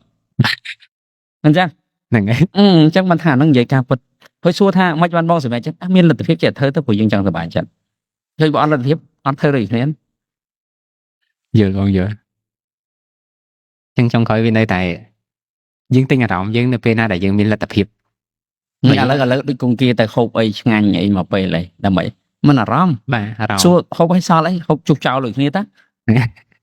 មិនអញ្ចឹង បាទ មកពេលបើថាហូបតែ 3000 ក៏បាន 5000 ក៏បានប៉ុន្តែចាំបាច់ទៅហូបដល់ 20 30 ពេលខ្លះយើងចង់អារម្មណ៍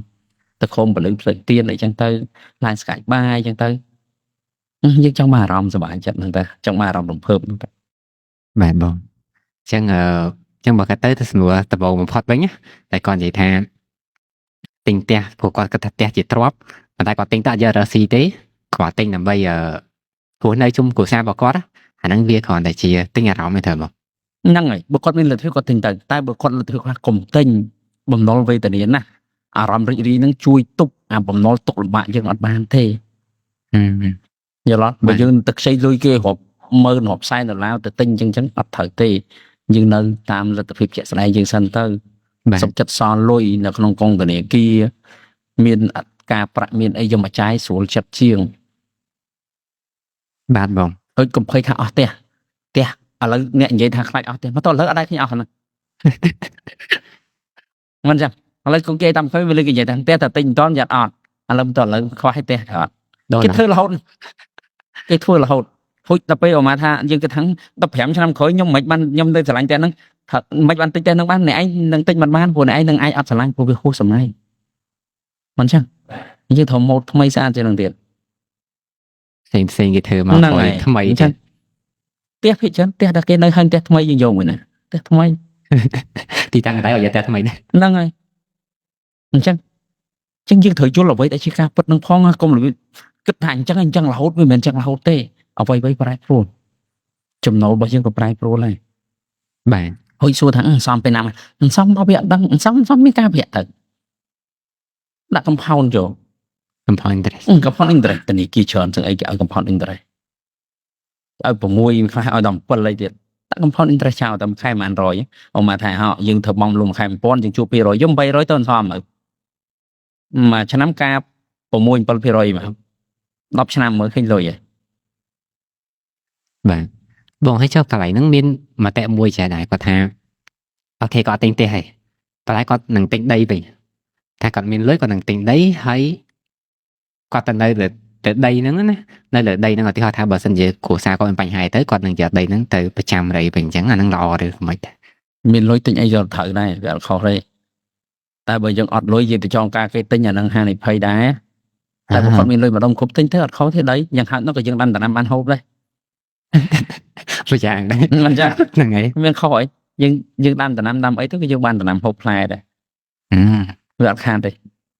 កុំឲ្យយើងទិញទុកចោលខានតែជាទូទៅដីវាច្រើនឱកាសឡើងច្រើនជាងផ្ទះដែរយើងនិយាយការពិតណាព្រោះដោយសារដីវាមានអីត្រូវធ្លាក់ថ្លៃផ្ទះវាជាសំណង់ បាទ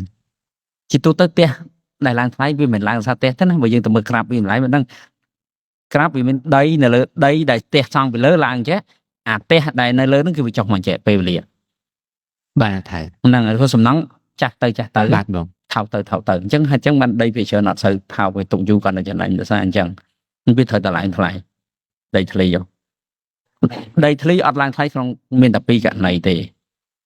សេដ្ឋកិច្ចមានបញ្ហាទី1 បាទ ទី2ក៏ប្រជាជនអត់ចំណាន អូតែនឹងបញ្ហាហ្នឹងមិនអាចកើតឡើយ អត់អាចមិនមានរួចហើយប្រទេសដែលប្រជាជនកំណើនថយដីធ្លីអត់ឡើងថ្លៃទេដូចនៅជប៉ុនអីចុះថោកដែរ បាទយល់ មួយចំនួនប្រជាជនថយ យល់ចុះកាតាដែលគាត់និយាយថាយើងគួរតែសុខចិត្តទិញផ្ទះនៅកណ្ដាលក្រុងទៅដើម្បីឲ្យផ្ទះហ្នឹងឡើងថ្លៃវិញអញ្ចឹងណាហើយចំណេញនៅពេលក្រោយប្រសើរជាងយើងទុកលុយចោលឬមួយក៏អត់ចាប់ឱកាសហ្នឹងហើយ បើយើងនិយាយពីស្ថានភាពសេដ្ឋកិច្ចបច្ចុប្បន្នយើងនិយាយពីស្ថានភាពឥឡូវហ្មងផ្ទះកណ្ដាលក្រុងអត់មានឱកាសឡើងទេវាថ្លៃវិញហើយវាថ្លៃរួចទៅហើយមិនដូចពីមុនទេព្រោះដោយសារអីពីមុនមកមនុស្សអត់សូវយល់ពីរឿងអចលនទ្រព្យអញ្ចឹងតើអ្នកមានម្នាក់ដែលគាត់យល់គាត់ប្រម៉ូទិញទៅគាត់មានពេលហ្នឹងតែដល់ក្រោយមកម្នាក់អ្នកណាក៏ទិញដែរអចលនទ្រព្យទិញគ្រប់តែគ្នា ដល់ពេលអញ្ចឹងវាធ្វើឲ្យអាចារ្យអាស្រមវាជារបស់ដែលពេញនិយមវាឡើងថ្លៃខ្លាំងអញ្ចឹងតម្លៃវាបានឡើងរួចទៅហើយ ហើយណាមួយទៅរកលុយណាទិញកតាក្រុងក៏បានដែរផ្ទះមិនល្វែងអីកតាក្រុងសិត70 80ម៉ឺននេះមិនល្វែងណា បាទ ហួចចុះតែមកជន់ក្រុមទៀតហើយទៅរកលុយណា70 80ម៉ឺនទិញយល់អត់ យល់ អញ្ចឹងមិនហើយទៅទិញហើយទៅរពឹងឡើងតាណាទៀតវាថ្លៃរួចទៅហើយ បាទវាឡើងទៅទៀតទៅវិញ អានឹងជាការប៉ិតអញ្ចឹងសួរថាទៅទិញណាបើយើងទិញរៀងជីក្រុងតិចវាមាននៅមានឱកាស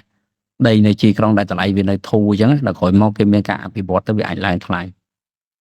បាទយល់ថាយើងអាចចាប់ឱកាសនឹងមុនបាន ហ្នឹងហើយរបៀបអញ្ចឹងតែកន្លែងខ្លះបើសិនជាកន្លែងខ្លះវាថ្លៃហើយក៏វាអត់សូវចប់ដែរក៏នៅតែខ្ពស់ខ្លាំងដែរក៏នៅតែអត់មានឱកាសចំណេញហ្នឹងនៅតែពិបាកណាស់ នេះតែបនកអូនឯងទៅដែរ ហ្នឹងហើយតើយើងហៅមួយតំបន់ត្រូវ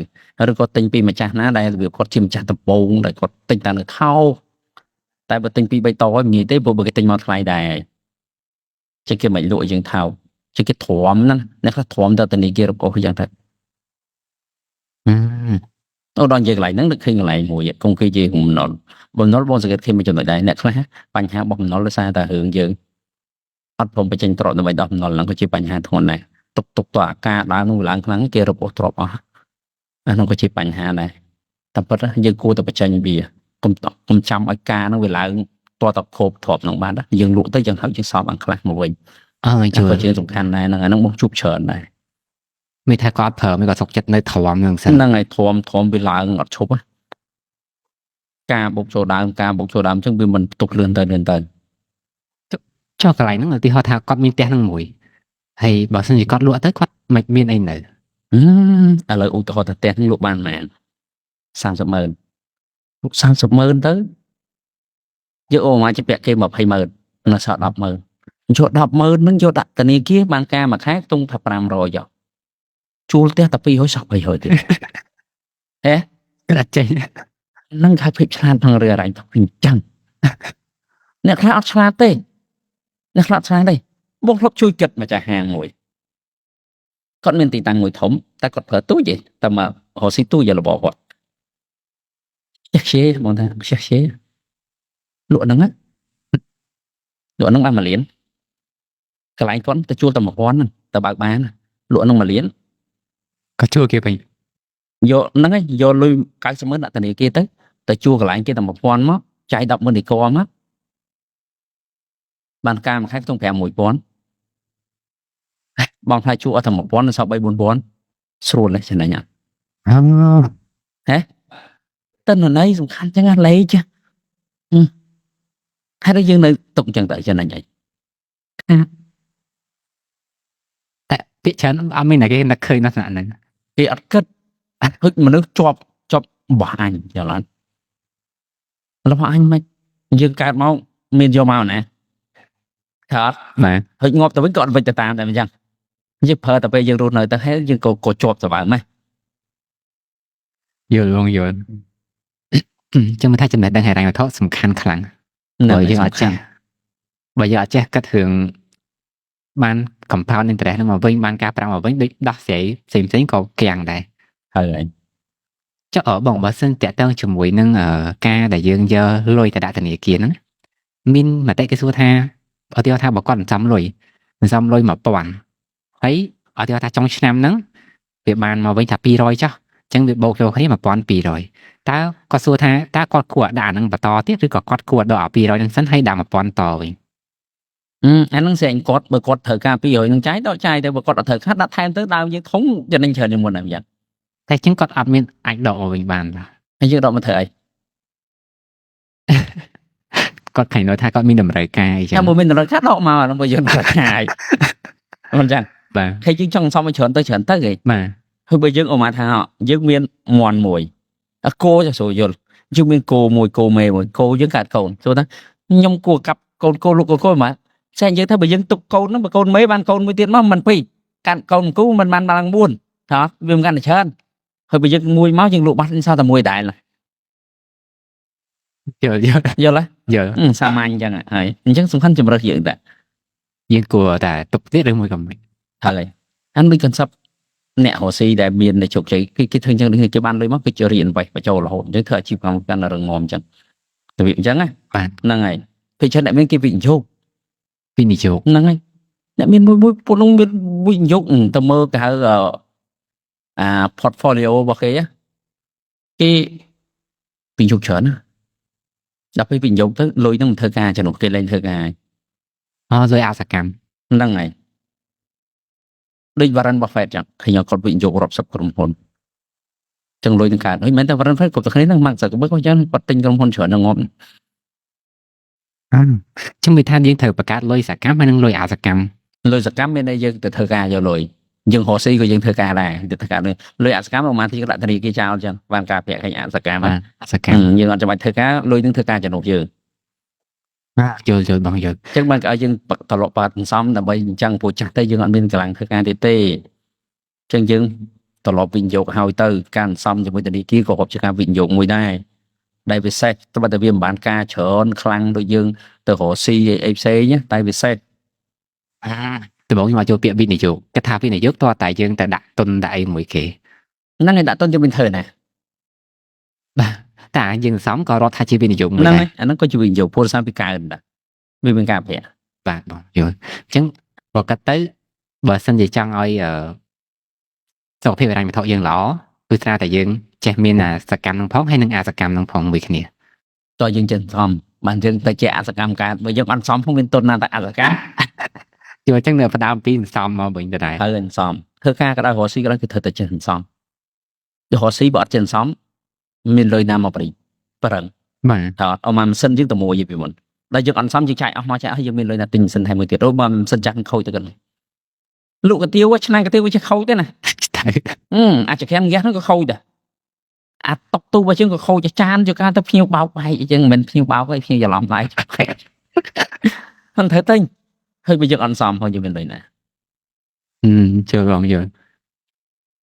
យើងចឹងបានយល់ច្រើនពីច្រើនអត់សន្សំជាបញ្ហាធំហើយពេលយើងអញសន្សំបានយើងក៏ចេះចាប់ផ្ដើមអាប់វិនិយោគបានដែរខេបបងអញ្ចឹងដោយសារតែយើងបានពិភាក្សាគ្នាច្រើនថាបងមានពាក្យពេចន៍អីចង់ប្រាំផ្ញើទៅកាន់ទស្សនិកជនរបស់យើងដែរតែតើជាមួយនឹងហេរញ្ញវត្ថុហ្នឹងណា